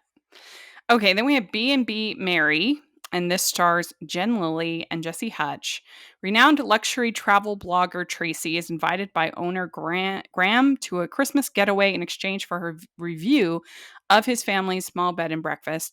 Graham's biggest concern is a sleek upscale hotel resort that has been siphoning off guests for years, threatening the family business. This Christmas, Tracy must learn every experience can be 5-star when shared with kindred spirits. So I think that Jen Lilly and Jesse Hutch are a really strong match. I think they'll have really good chemistry. I love both of them. They've been on the podcast a bunch. I really enjoy them. I just feel like they'll be in good chemistry. And Jesse Hutch has a great Christmas movie called Let It Snow, where he plays the son of a like resort kind of thing like this. So that kind of makes me hopeful that maybe he'll bring that same energy to this, even though it's a save the inn story. I still am going to be optimistic, and this is I think sounds like the best from Great American Family. I think this sounds like the best one, so I am going to give it a diamond ring, like a small diamond ring. But I do think it sounds like the best to me of any of the ones we talked about for Great American Family. What do you think, Ryan? Someone should have noticed that this hotel was siphoning off gas like at some point. And I'm sure there's going to be a scene where like, well, we didn't know. Like, well, what? I mean, yes. They're running their business. They have every right to siphon off gas. Not gas. What are they gonna be like? Sorry, you're scheduling a stay here at our hotel. We've got too many guests. You need to schedule with the small independent one. No, they have every right to schedule as many guests as they can. Yeah, I think I'm gonna go sock on this one. What do you think, Jennifer? Yeah, I think the same. Not a Christmas sock, but not like a stinky sock. Just like a nice, reliable sock. Like a clean gem sock. A clean gem sock, fresh out of the bag. I'm pulling a lot on chemistry on this one. I really am. Yeah, Harvey not knowing the cast at all, I'm not really sure. Okay, then we have Big Box Christmas. This is on the 9th. Jennifer Freeman, Garrett Watson, 2 execs finally reconnect when a snowstorm leaves them stranded in a superstore without cell service or Wi-Fi just before Christmas. So this is interesting to have 2 execs as the love interests in this. Usually they're like bad men of business coming to destroy the local, Christmas tree lot or whatever. So that they're the leads is interesting to me. Yeah, it certainly is a twist, and I'd be interested to see what they do with it. I'm going to actually go orange on this one. Mm-hmm. Yeah, what do you think, Jennifer? Well, I don't know if it's just me, but anytime I think of being stranded in a store of some kind like this, I think of Mr. and Mrs. Smith with Brad Pitt, Angelina Jolie, and that sounds a lot more exciting than this does. It's like no Wi-Fi. This is another one that sounds very COVID-y. This one, yes, 2 people stuck in a snow. Yeah, so there's lots of movies and TV shows I like where they do it in one place and they're trapped somewhere or whatever. But this, just the plot in general sounds so mundane. Like, oh no, we don't have cell service or Wi-Fi. What are we gonna do? I bet you there's a scene in this movie where they go and raid like the dairy section, or like someone either eats ice cream or raw cookie dough. Yeah, that's fair. That's fair. Yeah. So what, you give a sock? Sock. Yeah. All right. I would give this one an orange. I think it sounds like it could be fun. Depending on the script will be the big determinant. Okay, then we have A Prince for the Holidays. This stars Cindy Busby and Gillian Vanover. Madison, an aspiring musician, jokingly tells her overbearing family that she is dating the prince of a small European nation. The joke goes too far as her friend and coworker Sebastian is roped into impersonating the prince while visiting her family in New Jersey. Little does Madison know that Sebastian happens to be hiding a royal secret. Okay, what do you think, Ryan? I wonder what this royal secret is. What would you That's give what I it? want What do to you know. think? Um, I don't know. I'm gonna go sock on this one. I think I want to see a trailer first, but I just like Royal Secret. I'm just like, I wonder what this could be, and they don't discover it till like the last 15 minutes or I ki- something like that. I kind of wish that they wasn't that last line. If it was just her friend pretending to be a royal, that sounds more funny to me than if he's actually secretly a royal to me. Maybe he's like the mattress king or something. Oh, I would love Like that. something not actual Yeah. royalty. It's just Maybe he's like Yeah. the actual king, but there's so much corruption, so he goes away into hiding and pretends to be a knight for a while to see who is really his enemy. It worked for it worked in the Adventures of Robin Hood. Uh-huh. oh goodness. Yeah, I was actually digging this description for a while, but then I was like, it's all going to be about you lied to me about your royal secret. And, so I'm going to give this a sock, but if done right, it could actually be really funny. What do you think, Jennifer? What do you give it? I agree. It's stinky sock. It's just maybe it's unfair luck to be near the bottom of this long list of lies, but I'm just like, can't we just have conversations? Like why does he have to continue to pretend to be royalty? Yeah. What is the need there? Why See, does the he thing have is to? when you're doing like a fake relationship, like that's a funny lie. Yeah. But when it's like, oh, there's all this like trauma about it, then it sucks. But Well, if it's what just like, are silly, you trying to impress someone, and so because they think you're yeah. dating a prince, then you have to show up with the prince? It's Like if it's too just much a drama silly for me. lie, then it's fun. If Right. it's treated like some kind of betrayal, then it's not fun anymore. Okay. We're almost done GAF. Okay, then we have a Belgian chocolate Christmas. And this on the 11th, Jacqueline Hales, Zane Stevens, photographer, takes her best friend's place at a Belgian culinary school at the holidays and connects with the chocolatier leading the class. As romance begins to bloom, the only problem is a case of mistaken identity. And there's nothing that these movies love more than a photographer. They always have, I don't know why. They have so many photographers. Or a baker. But, this sounds basic to me. I give it a sock. What do you think, Jennifer? Same. It's the same problem as the last one. It's Yeah. just like, why can't we talk? I don't get it. So without knowing more, I don't understand the premise enough to be on board. What do you think, Ryan? Yeah, I agree with all of you. It's like if you love this person, like pull him aside and like say, I have feelings for you. I'm sure the dude is like meeting you halfway here. And it's like do it over chocolate. Like everybody loves chocolate. It's like it's written for you. Like, come on now. And if somebody's lying, they're not lying about everything. Maybe they just didn't tell you their name or something like that, but they're not like creating, nobody's that good that they can like create a totally complete like fake identity. I don't She's know. taking her best friend's place. Why don't you just show up and go, oh, my best friend had a stomach bug, so I'm taking her place. Boom. Yeah, exactly. No problem. Like I don't Right. know what the issue is at the very beginning, why she can't tell the truth. But Yeah. again, all right. We have Brush with Christmas Romance. This on the 17th, Jillian Murray and Joseph Kanata.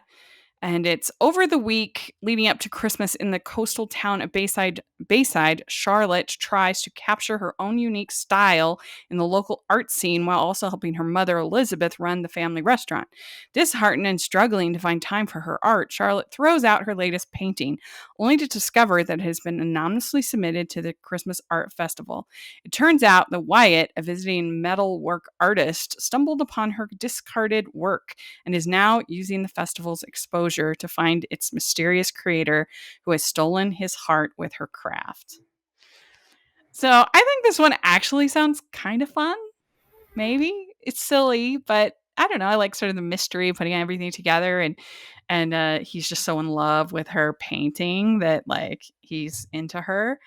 So I'm gonna give this an orange. I feel like it has potential in her and her like disheartened artist thing, and but what do you think, Ryan? I think I will agree with you on the rating. I don't know. Reading this, it reminds me weirdly of this movie called Letters to Juliet. It starred Yeah, Amanda it does. Seyfried. Is like these hidden letters, and is like the dude never gave it to the love of his life until like they were both in their 60s. Like it kind of remind. I don't know. I don't know Mhm. why my mind drifted to that movie, but there it is. No, I can see it. What do you think, Jennifer? I'm gonna give it an orange. I feel like I should be more cynical, but I can't. I think it sounds too cute. Yeah, yeah. And something about it is very appealing, and I want to see what happens. All right, last one with GAF. Yay. The Art of Christmas, Bridget Kinsley, Joe Town. And it's after her latest gallery exhibition literally goes up in flames. Struggling artist Liv accepts a teaching job at a local elementary school to make ends meet. Through this reluctant career move, she discovers her true self, a new sense of purpose, and a surprising romance. The only thing I don't like about this is there's not a lick of Christmas in the summary at all. Not even one thing. So that I don't like that. But it sounds like fine to me. But I'm gonna give a sock. What do you think, Jennifer? Well, now that you point that out, I realized I think I found one of my niches that I'm soft for, which is this artist thing. Disheartened artists. Right. I'm just they're discovering their craft later. I don't know. I was leaning towards the teacher aspect. You know, they think they have to be all prestigious and snooty faluty with their craft, and then they can actually use it by teaching others. I didn't know, which way that's going to go, but there's zero mention of Christmas at all. Yeah. So I'm gonna give it a furry orange. I had orange before, but I think I'll at least make it kind of moldy. Yeah. What do you think, Ryan? I'm gonna go sock. I don't really think this speaks to me all that much. We'd like to take a second and thank our sponsor for this episode of the podcast. It's the Hallmarkies Merch Store. Are you looking for that perfect gift for the postable, hardy, or Hallmarky in your life? What about getting that t-shirt or hoodie that will help you stand out at your next holiday party? Now is the time to check out the Hallmarkies Merch Store. Full of festive designs by artists like Jessica Miller, Carrie from Hallmark Comics, and more. You can even have more than just shirts, but totes, cell phone cases, notebooks, mugs, and more. And it isn't just Hallmark. We have designs for Anna Green Gables, Man from Snowy River, The Nanny, and more. Every purchase at the merch store goes to help support the podcast and allows us to make the great content you know and love. There are frequent sales, so go to tpublic.com/stores/Hallmarkies or see the link in the description. That's tpublic.com/stores/Hallmarkies. Next, we have A Christmas Story Christmas. This is on HBO Max. Peter Billingsley, Aaron Hayes, Juliana Lane, and River Drosh.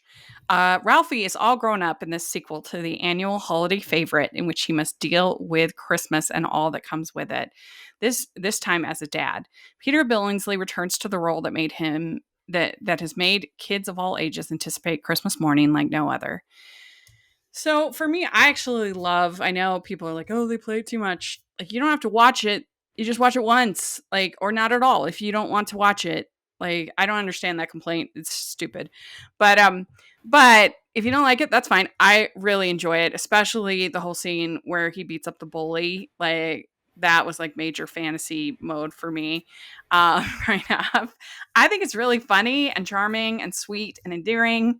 But the problem is that anytime they've gone back to it, there's actually been some sequels and stuff like that. There was a non-Christmas sequel and then another that was really not good. I did like the musical that they did and the filmed musical that they did. But I'm like one of the only people who liked it because I like musicals.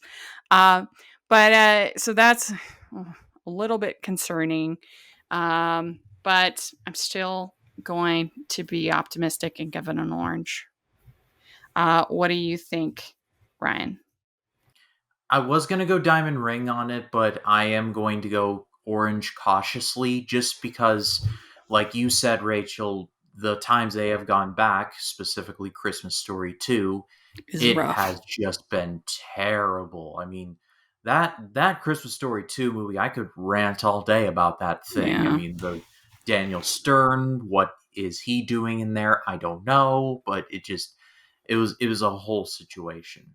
But Yeah. Peter true. Billingsley is coming back, and Christmas Story is just a movie that doesn't get tiresome for me. My dad and I, it's very precious to the both of us. We record it on the DVR and we watch it, and we constantly quote lines from it to each other. Like his favorite is "Fragile." Yeah. It must be Italian. The soft glow of electric sex in the window. And I've been looking for one of those lamps for years, like a full-size one. Yeah. They actually sold one in my local Hallmark Gold Crown. So Yeah. I did I'll find look at one. Hallmark this year. Yeah. But the bullying scene, like I said, Oh. like you said, Rachel, that scene is awesome. Where Ralphie So just good. tees off on Scott Fargus. He's like, "Sakaraka, Yeah. and the narration is like, "As weird tongues left my." I'm just like, Yeah. just fantastic. So So Christmas Daddy's Story, gonna kill Ralphie. Daddy's not gonna kill Ralphie. I'm going. But- I'm going orange just because, like I said, the times they've gone back, it's been really bad. But it's HBO Max, and they're getting Peter Billingsley back, so I got to give them credit for at least doing that. What do you think, Jennifer? Well, I think I'm in a unique position because I only saw Christmas Story for the first time like 5 years ago. I don't know, like not long ago. So I'm not in the camp that is, vehemently protective of it, but I definitely get the appeal. So I'm excited. I think I'm going to go with a cubic zirconia diamond ring. So I'm excited. I'm looking forward to it, but I'm not going to drop all that money. That's a good one. I maybe agree with you on that. Maybe I'll give it that. That's a good one. All right. A Christmas Mystery on the 24th. This is Violet McGraw, Eddie Cibrian, Christoph Sanders, and Drew Powell.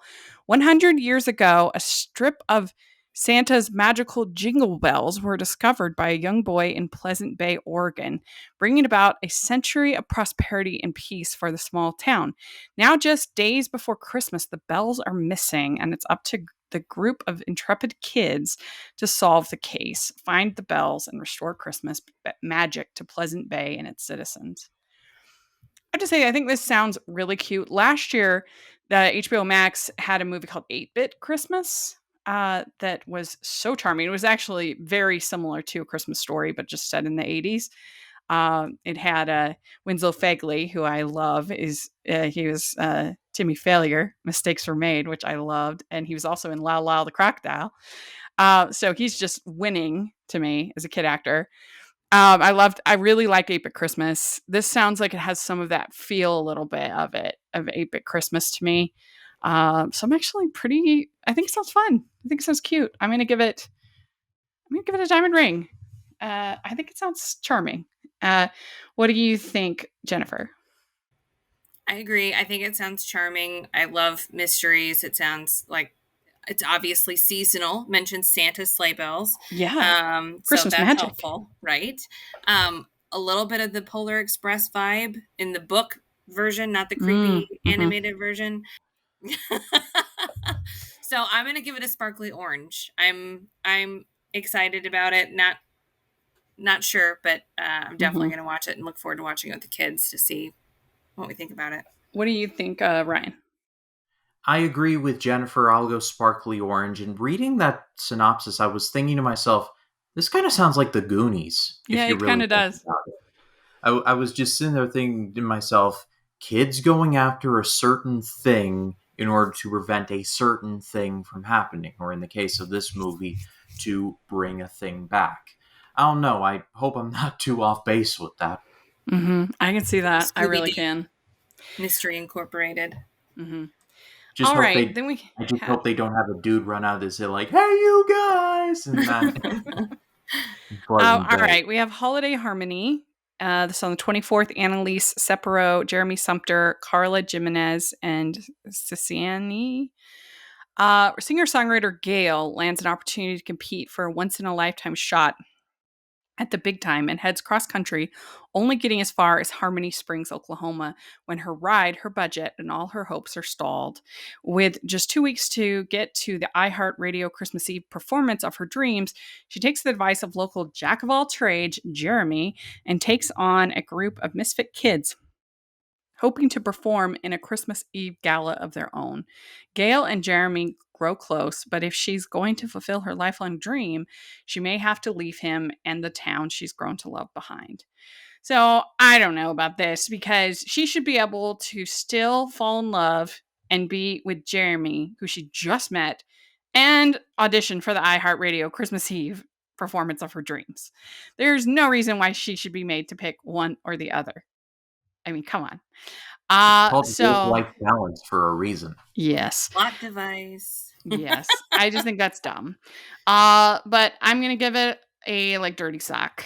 It doesn't sound great to me, this one, but like the early part, the shenanigans of being stalled, the road trip part of it sounds fun, but the like the ending of it, I was not into that summary. What do you think, Ryan? I'm gonna go sock. I think this movie kind of sounds like the second half of Baby Boom with Diane Keaton, where Diane Keaton moves to that house in Virginia, and it was like before she started making the applesauce when she was really struggling. I don't know. Right. It just my mind started drifting towards that part. But at least that was like a long time that she was there, Yeah, that's a good point. not Yeah, 2 weeks. and initially she was rebuffing Sam Shepard's like charms of just being like, "Hey, how you doing?" and she being like, "You stay away from me now." Yeah. What do you think, Jennifer? I agree. It's stinky sock for me. I think the timeline is just, it doesn't fit properly. Like No. it just, her lifetime shot at this thing, and then all of her hopes are stalled when her bus stops or whatever it is. And then there's this performance that she's trying to get to, and then there's like this misfit group of children, which of course is charming, but then she's like gonna leave them and this man that I'm in love with, because why? No idea. Stinky She should sock. be able I to don't leave get it. them, leave and do her iHeartRadio dream, and help them with. Also, It's let's be weird. prepared It's for very about half a bajillion iHeartRadio references. Right. Just yeah. know I mean, who's it's got to be bankrolling this sponsored. thing. It's, Yeah. yeah. It's but it's just, it's too clunky. Mhm. So stinky sock. Okay. Then we have a Hollywood Christmas. This is on the 1st of December. Jessica Van, Josh Swickard, who thank you for not doing another movie with your wife. His Christmas in California movies were so bad. I'm sorry. With her. But anyway, Nisa Barrigo, Riley Dandy. Jessica is a young and up-and-coming filmmaker in Hollywood who has made a name for herself directing Christmas movies. But when handsome network executive Christopher shows up threatening to halt production on her latest movie, Jessica's assistant, Rena, points out the irony. Jessica isn't just trying to save her Christmas movie, she's actually living in one. Jessica must now juggle all the classic tropes, her actors falling in and out of love, a wayward elf dog, and her own stirring romantic feelings for her perceived nemesis in order to get her movie and her life into their happy endings. Is there enough Christmas magic to pull it off in Hollywood in July? So this, like the meta-ness, I don't know what a wayward elf dog is. But the meta-ness could be fun. It could be funny. Like, my life is mirroring a Christmas movie, and I don't know, but it's in Hollywood in July. I don't know about this one. I don't know. What do you think, Jennifer? I don't know what's wrong with me, but I'm going full sparkly orange on this one. Like, I'm so excited. I'm so over all the meta stuff, and so you'd think I would like has this. potential. It's the same thing. Like the book writer goes to her hometown and gets a writer's block, or what. I don't know what it is. For some reason, I'm loving that she gets stuck in her own Christmas movie. I'm so excited. Yeah. So it could be a complete train wreck, but I'm here for it. I'm curious. What do you think, Ryan? So I'm torn. On the one hand, there is a lot of open doors for this movie to go. Just kind of just to go and point at fun at these tropes kind of like that, and I hope it goes in that direction. However, I am sick to the back teeth, like Jennifer said. I'm sick to the back teeth of the meta crap. I just am so done with it. Just and especially, and I haven't seen all of She-Hulk. I managed to get through one episode, and even then, I was like, "Yep, that's it for me." So I'm just not a fan generally. But there's two sides that they can go with this, and I hope that it falls on the side of like poking fun, but in a nice way. So I'll go sock, but like Christmas sock. Okay. Speak out of Uh, cautious optimism. All right. We have one for Hulu. This is on December 9th, but randomly I just got this in. It's not playing for a long time, but I just got it at the screener, so that's weird.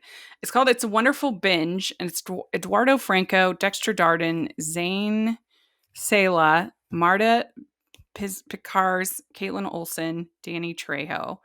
All drugs and alcohol are illegal except on the day of the binge.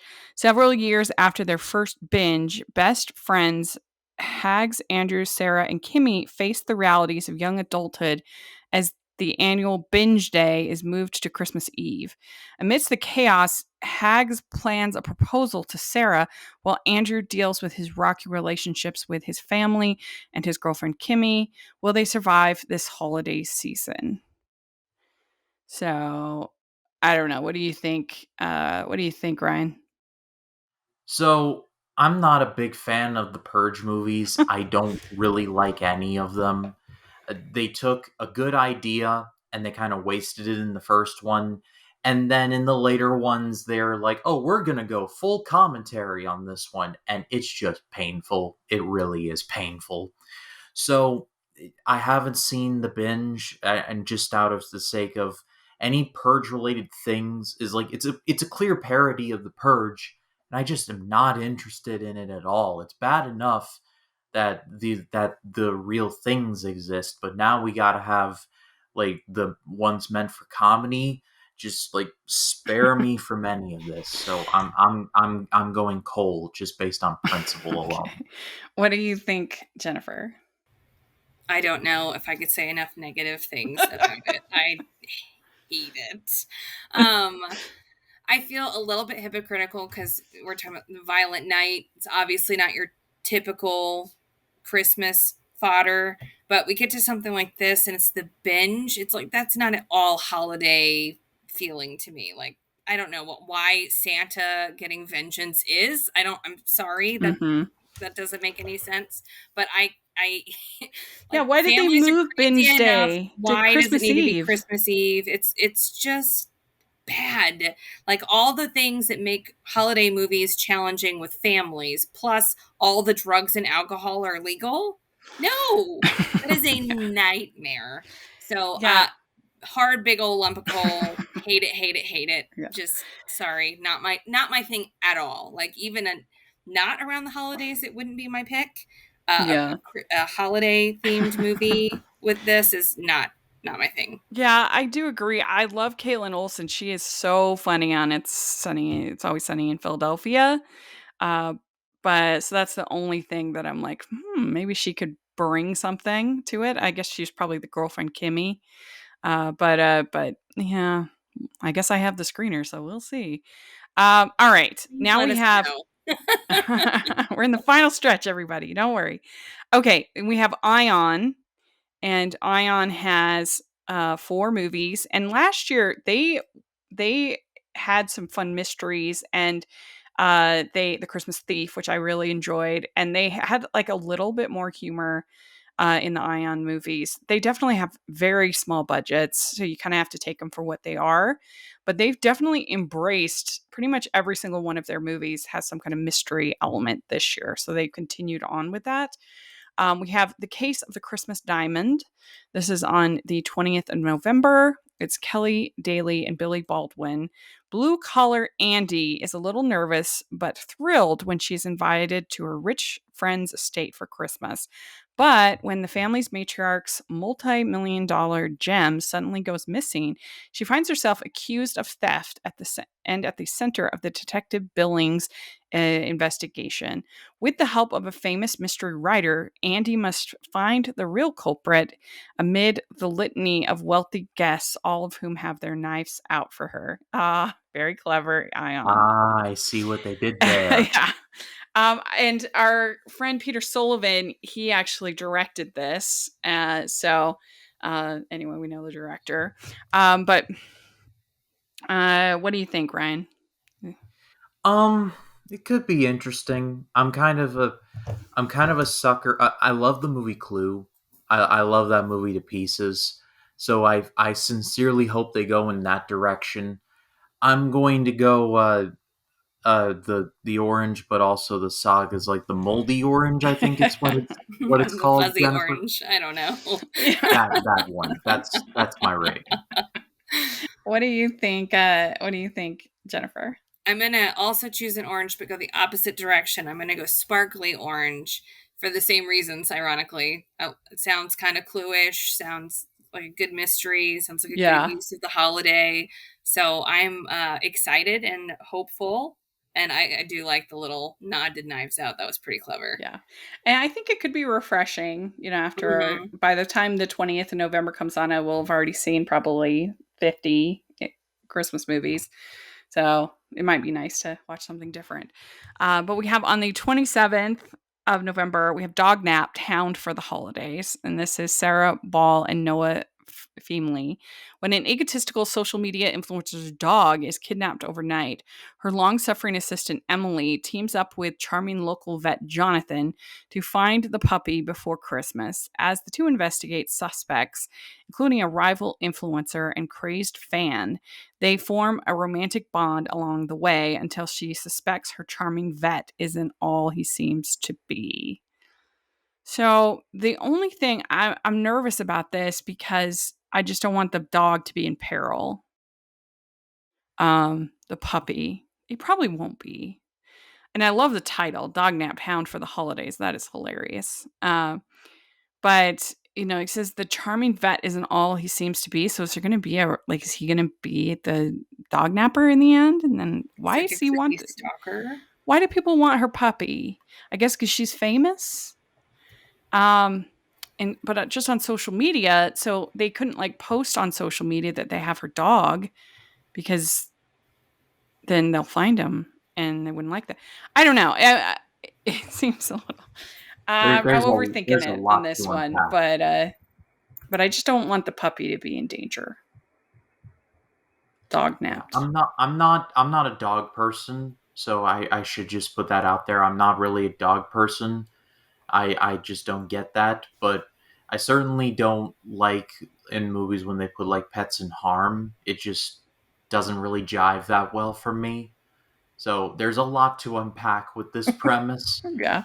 Is why not kidnap the influencer? She's right there. Yeah, I feel confused by that. Why take her dog? I realize now that there was a comedy sketch I saw recently, and this guy was like, let me tell you how I know Americans love their animals too much. He's like, 2 years ago, my dad died of cancer, and his dog was really loyal to him, and my mom was like, should we tell the dog that he died? And she's like, yes, we should tell the dog. So we went, we told the dog that my dad had died of cancer, and the dog jumped up into his favorite chair, and the dog died. And everyone's like, oh, he's like, you didn't care at all about my father, who, by the way, none of this was real, but you didn't care at all about my dad, and you all cared about the dog, and that is proof that you all like humans less than animals, which is pretty true, and Ryan just proved it since he wants to get kidnapped instead. So what do you give this with the dog napping? Ryan? What did you say, Ryan? I haven't given a rating yet. Okay. I'll go coal dusted sock. Just this, like I said, there's a lot to unpack with this premise, and I don't think it's all good baggage. That's all I gotta say. Yeah. What do you think, Jennifer? I still feel like a little guilty because Discovery gave us too much, and then this one doesn't give us enough, and we're like here pondering what's missing. Like, what is the thing that would make the summary make sense? So maybe if we had all of the information Discovery gave us, we wouldn't be so confused. I don't know. But Yeah, but I'm very suspect about this charming vet now. I know. Like, did he kidnap the dog? And then if he did and he has it safe the whole time, he just let her worry the whole movie. I mean, it's all very unsettling. So I gave it a stinky sock. I'm not, I don't know. I feel like I wonder if they hadn't put that in there, they hadn't put if the vet isn't all she thought he was or whatever at the end, Yeah. would we be this conflicted about it? yeah, I feel like I don't know. I feel like we need to do like a whole breakdown of these two movies, The Case of the Christmas Diamond and The Dog-Nabbed Hound for the holidays. But Forget about It's the Quiet Ones you need to watch out for. It's the Yeah. charming ones you need to watch out for, because it's usually a front. I give a coal. Okay, then we have The Search for Secret Santa. So on the 4th, Sky Coin, Alex Trumbull, Cub reporter Sophia thinks she's found a Christmas story that will save her career when she discovers a long lost, undelivered Secret Santa gift from Tony to Abigail. But the mystery gets even juicier when she learns that the item, a priceless nutcracker, was in fact stolen years ago. With the help of handsome and shady art dealer Jackson, she sets off on a dangerous romantic quest to match the Secret Santas and catch the thieves. So the thing is that usually Secret Santas, usually you're assigned to somebody in a Secret Santa and you're usually not in love with the person, but it sounds like in this case they were. It's a priceless nutcracker that was stolen many years ago. So evidently this Secret Santa person stole it or didn't know that it was stolen. But I always in a fan for a sort of road trip kind of a thing. And you've got the shady art dealer Jackson. So I'm going to give this one a sock, but I don't know. It could be fun. What do you think, Jennifer? I gave it a sparkly orange. I don't know why. I can't help myself. I'm fascinated. I think Secret Santa could be just a secret. Like, like you don't want someone to know who you are. So you just like a secret admirer. Like, yeah. It's just easier because you can say Santa at Christmas. I don't know. But it's art stuff. It's mystery. It's thieves and shady art dealers. It could be fun. I'm interested enough that I'll watch it. Yeah, maybe I'll give it an orange. Change my. Ooh, yeah, it could be fun. Your rating. What do you think, Ryan?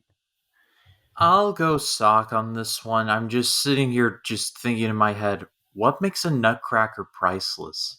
Like, was it made a certain way? Like, Yeah. was it made in like the 1800s and it's somehow stayed intact? I'm way overthinking. I'm this. sure that exists, though. You know that there's some kind of like special like Fabergé nutcracker. Yeah. Okay, I've decided we need to have like a separate podcast. It's just overthinking us or something. We can do one that's just on the Ion movies. That will be all fun. we do is overthink all of the plots that we get for the Ion movies.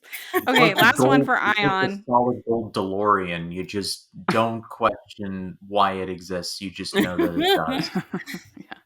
All right. The last one for Ion is on the 11th.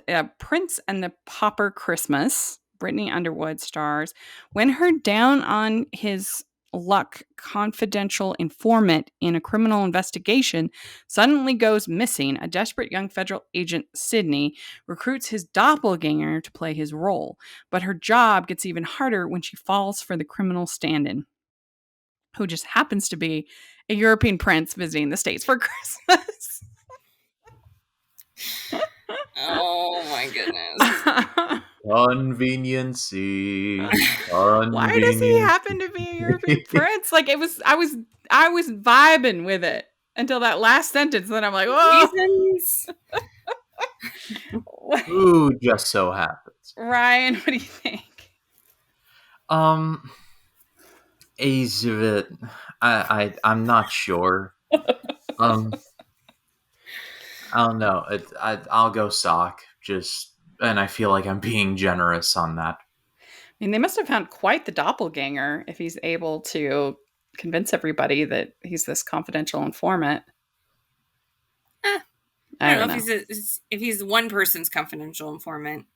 Like if he's just hers, then maybe not everybody knows him as well. Again, overthinking. She need to join a recruits group. his doppelganger to play his role. But what are you can give a Cole, Jennifer? Me? I gave it a fuzzy orange, actually, because if I just read the synopsis, until we get to the very last bit, I'm in. Like, I'm curious. If I can ignore the title, which Prince and the, what is it? Prince and the Pauper Christmas. Yeah, Prince and the Pauper. Just a little overused. Like with all these other ones, they're a lot more creative. And this is just like, couldn't we come up with something different? Especially when we're talking about like federal agents. Yeah. There aren't paupers. Like it should be like the Christmas Investigation or something like that. Yeah, I have no idea. Doppelganger. No, I can't come up with anything right now. Yeah. But or like the European prince visiting the States for Christmas is the doppelganger that she conveniently recruits to play a CI. Yeah, it's something else. This is definitely a fuzzy orange, very moldy orange because of all the, why is it a prince? Yeah. I think you're right. We need to dissect these movies in particular at another day because I have so many questions. We're going to do it. Come December, we're going to do an Ion special. Okay, then on NBC on the 1st, we have Dolly Parton's Magic Mountain Christmas. Dolly Parton, Tom Everett Scott, Anna Gasteyer, Angel Parker, a modern-day movie musical about the making of a network TV special, Dolly Parton's Mountain Magic Christmas, is the frenetic backstage story and delightful on-camera results of Dolly's desire to uplift an exhausted world's spirits by sharing the unique mountain magic she has always found in and around Dollywood at Christmas. Throughout the movie's production numbers and rehearsal chaos, Dolly finds herself taking a private journey into her past, guided by the mysterious appearances of her personal 3 wise mountain men. When it's time for her big special to air, a renewed and inspired Dolly goes rogue and shows the world that the real magic of Christmas lies in the hearts of the children we all once were. The realization that Christmas is about the people we share it with, and how her faith remains the common thread between Christmases past, present, and future. The thing I'm confused about this is that, is it her past or is she playing a character in this? Like, there's actors here. Tom Everett Scott, Anna Gasteyer, and there's the 3 wise mountain men. Are those real people or are they fake people? I'm confused. Is the big special like real, or is it's like dramatic? Like, I'm just confused about reinterpretation of. Yeah, I'm like, is this Dolly or is this a character named Dolly? It sounds like Dolly. She's uplifting an exhausted world spirits. But regardless of whether it's a fake Dolly or a real Dolly, so her last special, I gave a diamond ring for. I'm a huge Dolly Parton fan. I love her. It was absolutely terrible. I hated it. But like lots of other people liked it. It actually won like Emmy Awards and stuff. So what do I know? I thought it was terrible. So I love Dolly. She's a wonderful human.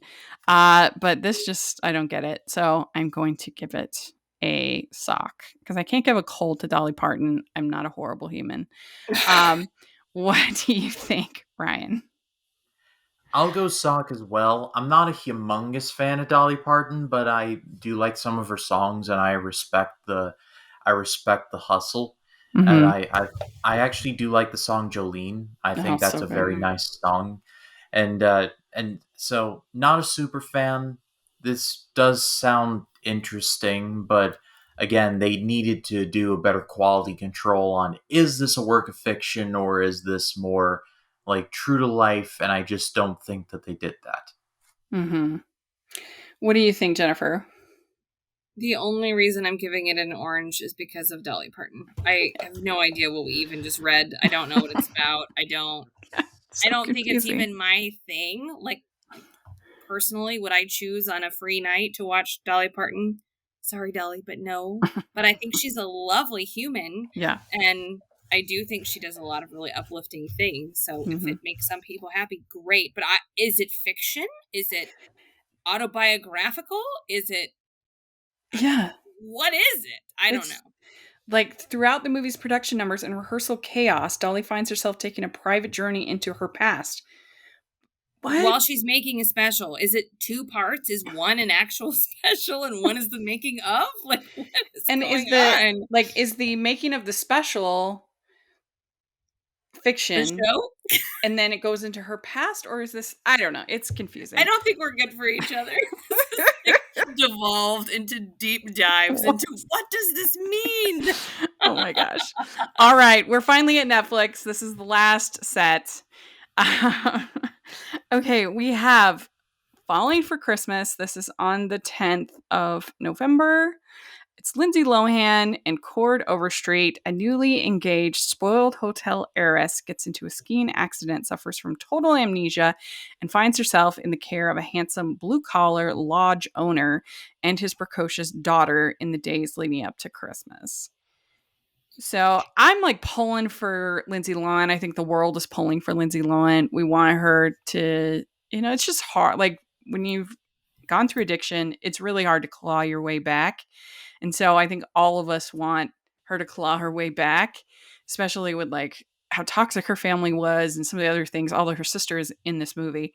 So I think we're all kind of rooting for her. We want it to be good. The trailer did not, if the trailer was very basic, like if it wasn't her in this movie, I probably would be giving it a sock. But I really want it to be good and I want her to succeed.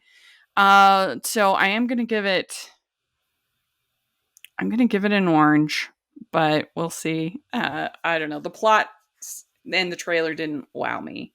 But what do you think, Jennifer? Same. Not to be a total copycat, but all the same reasons. Just orange.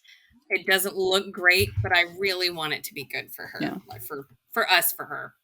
Selfishly, I want it to be good for me, but I also want it to be a good comeback for her. I remember I think you posted the picture. The screen grab of when they were filming, and I flipped out. Like I didn't even realize I was that big of a fangirl until I saw. I said, "Well, she's back." I didn't know I cared, but I got really excited. So I just an orange. Fingers crossed. What do you think, Ryan? Yeah, I'm gonna echo everything said. I'm giving orange just for the sake of, like I said, I hope Lindsay Lohan does do well in this, because I'm old enough to remember just the tabloid stories in the news of just how and I think I was a little too young to truly understand what she was going through, but it was like Lohan, and then it was Amanda Bynes, and then it was Britney Spears, and Britney is doing pretty well. I mean, I'm the whole Spears trial, I didn't follow it closely, but I know she's out of some kind of conservatorship, and I think that's a good thing. I want to say, again, I wasn't too familiar with it, but Lindsay Lohan and that whole downward spiral, that's like the first celebrity like scandal that I remember hearing at least loosely about. So I've always secretly rooted for, because to be honest, I have not seen the remake of The Parent Trap. I have not seen Mean Girls. I know. What? Wow. I know. I have to advocate for the remake of Parent Trap at the very least. I know most people would be like Mean Girls, Mean Girls, Mean Girls, but The Parent Trap is so good. But I think that's also why we're all sort of, a lot of us are pulling for her, because we did bond with her as, as such a young girl, and and then in Freaky Friday, and then so let's just hope that I would just love it to be good. I mean, I want all movies to be good, but it would be cool. Yeah. Okay. So then we have Christmas with You. This is on the 17th, and it's Freddie Prinze Jr. and Amy Garcia. And this is the first movie that Freddie Prinze Jr. has done in a long time that hasn't been voice acting. He did a lot of voice acting with Star Wars in particular.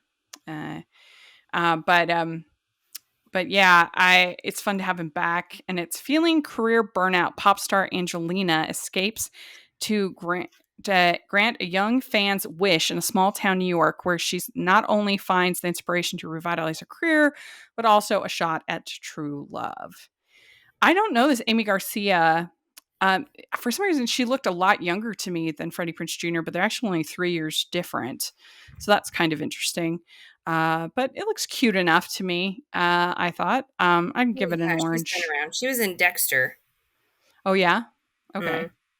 Not that means I don't know if you watched that, but that's No. where I know her from. So what do you think, Jennifer? I feel like I'm being super super picky. I'm excited Freddie Prinze Jr.'s back. I like Amy Garcia. I don't have anything bad to say about her and what I've seen her in, but I don't like the phrasing of the synopsis. Like she escapes to grant a young fan's wish in small town New York, where she not only finds the inspiration to revitalize a career, like it just sounds all Yeah. about her. Like she's going to grant a wish, and then her career gets a jump start. And I just think it sounds it's worded gross. badly. Yeah, but basically, it's not fair, but just on that, it just rubbed me the wrong way. So I gave it a sock thinking, ugh. But hopefully it's just a poorly worded synopsis and there's something cute there.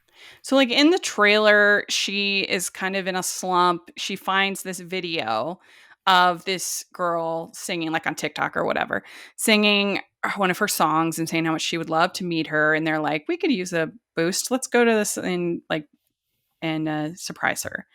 And then it ends up being this thing. What do you think, Ryan? I'm gonna give this one a hefty orange. Not quite diamond ring, but a hefty orange. I'm a big fan of Freddie Prinze Jr. I thought he was awesome as Kanan Jarrus in Star Wars Rebels. I was a big fan of his Fred in those live-action Scooby-Doo movies. I know I'm probably in the minority, but I love those movies. I guess I was just at the right age to watch them. I just I recognize that they're not perfect and the CGI is kind of bad, but they're just like Freddie Prinze Jr., Sarah Michelle Gellar, Linda Cardellini, the dude from Scream. I can't remember his Matthew name right Dillard. now. Him, yeah, I love that combination. And so seeing him in this trailer, I was like, I have now reached the age where Freddie Prinze Jr. is considered old. Next one is the next one is The Noel Diary. This is on the 24th. Justin Hartley, Barrett Doss, Essence Adkins, Bonnie Bedelia, James Remar. When best-selling author Jake returns home at Christmas to settle his estranged mother's estate, he discovers a diary that may hold secrets to his own past and that of Rachel, an intriguing young woman on a mission of her own. Together, they embark on a journey to confront their past and discover a future that's totally unexpected. So there's really not a whole lot. I love Essence Adkins. She's great. So I look forward to her. And it could be good, but it sounds kind of boring to me. So I'm going to give this one a sock. But what do you think, Jennifer? Well, I gave it an orange, just a normal one though, not moldy and not bedazzled. Okay. I like Hartley, but I've also seen some really weird movies that he's done that I'm like, what was that? I feel like I agree. Yeah. So I like him, but I don't trust him. How about that? So I'm hopeful. It sounds like a cute enough plot synopsis. They're tropes that I like that have worked well on a bunch of other things that I enjoy. So maybe this one will work. What do you think, Ryan? I'm going to go sock on this one. I just don't think this is really speaking to me. Yeah. All right. So then we have last up Scrooge: A Christmas Carol. This is an animated project and it's on the 2nd of December. Luke Evans, Olivia Colman, Jessie Buckley, Johnny Flynn. Charles Dickens' ageless legend is reborn in this animated supernatural time-traveling musical adaptation of the definitive Christmas story. With his very soul on the line, Scrooge has but one Christmas Eve left to face his past and build a better future. The only thing I don't really understand about this is the supernatural element, because every version of Christmas Carol has supernatural elements. Every version has time traveling. So I'm a little bit confused about why this is special. I love musical, I love animation, so that's plus. It almost feels like they're going off of there's been several episodes of Doctor Who that were kind of Christmas Carol-ish. So I'm like, are they kind of going with that like angle? I don't know. But I mean, great voice cast. I love all those people. So I'm going to give this a small diamond ring. I'm very hopeful for it. Netflix's animation has been great for the most part, has been really good. And so yeah, I'm going to be optimistic. What do you think, Ryan?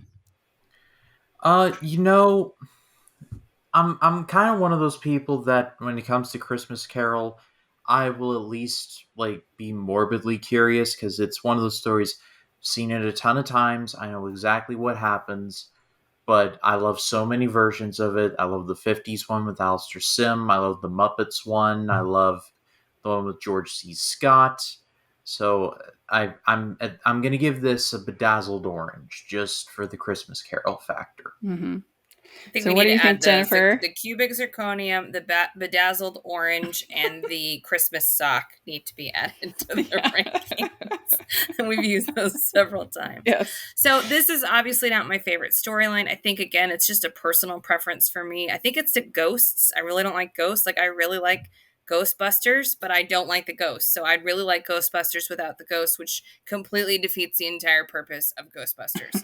So anyway, on that note, what I've seen of the animation looks amazing, even of the ghosts. So they're kind of creepy, kind of interesting, but they're not over the line for, again, me personally. I loved Klaus? How do you say it the right way? Claus, yeah, so good. Claus. So I wanted to say Claus, but it looked like Klaus, I think. Mhm. Anyway, regardless, you know what I'm talking about. That movie was amazing. Yeah. So I'm going to give Netflix a chance, and I am also going to go with the bedazzled orange just because I think I owe it to them to give it a shot. Very good. We did it. Yay! And the tornado warning is passed, so we're good. fine. Well, we never were in a warning, thankfully, or I would have left. But Well, and I'm sure that there are others. Like I said, we're doing the BET own preview coming up, and I'm sure there's others. There's so many. So we literally did this for almost 2.5 hours. So if we missed something, let us know. I haven't even looked at the clock. let us know in the comment section if you have one we didn't cover, or if you disagree with our ratings. We would love to hear what you have to say. So where can people find you, Jennifer, on social media? I am on Twitter at PB and Jedi. Very good. That's pretty much it. Okay, good. Ryan, what about you? First of all, I gotta say, I love that Twitter handle. Thank you. I think that's fantastic. I have to admit, I got it from a book. It's clever. It's very clever. Well, people can find me on Facebook, Twitter, Instagram, and Letterboxd at RyanCam20. Then there's, of course, my YouTube channel, which is just called Ryan Cam. I don't know exactly when this is going to go up, but sometime next week. Okay, so Scary Mania 3 will be wrapping up on my channel. I've had a ton of fun reviewing 31 horror movies in 31 days. It is a lot of work, but I'm very proud of what I accomplished. I had a lot of great creators collab with me on it. So if you have not checked it out, please do. I have a podcast, Life in the Movies with Ryan and Jacob, where I and Jacob Barton just talk about life and movies and a bunch of other stuff. I believe the episode that is the most recent, we're going to be talking about Black Adam, talking about a certain Man of Steel coming back, and we'll also be talking about the Ant-Man trailer that dropped today as of this recording. And then a couple of new releases I will be talking about. I'm going to at least try and I'm depending on seeing if I'm either seeing Pray for the Devil or Till. I'm kind of interested in seeing Till just to see what happens, but I'm going to play that one by ear. And not to subscriber beg or anything, but I'm at 296 subscribers. I'd like to get to 300 by the end of the year. So if you have not checked me out, please do. Yeah, and we'll have all that information in the comments section. You can find me at Rachel's Reviews, all of our social media, iTunes, YouTube, and on Rotten Tomatoes. And make sure you're following the podcast at Hallmarkies Pod, Hallmarkies Podcast, all of our social media. And if you are listening on iTunes, please leave your ratings and reviews. It really helps, especially here at this Christmas season. People are searching and they need to be able to find us. And so please, please, please, please give your 5-star reviews and your ratings and your reviews on iTunes. And if you are watching or listening on YouTube, please give the video a thumbs up and subscribe to the channel. We really appreciate that. We also have our Patreon group, which is a lot of fun, and our merch store, which we have new designs, including, like we said, those rating designs with coal, sock, orange, and diamond ring. So take a look at that. They're a lot of fun. And thanks so much to both of you. I really appreciate it. And Merry Christmas, everybody. Bye. Thanks for having us. Bye. Merry Christmas.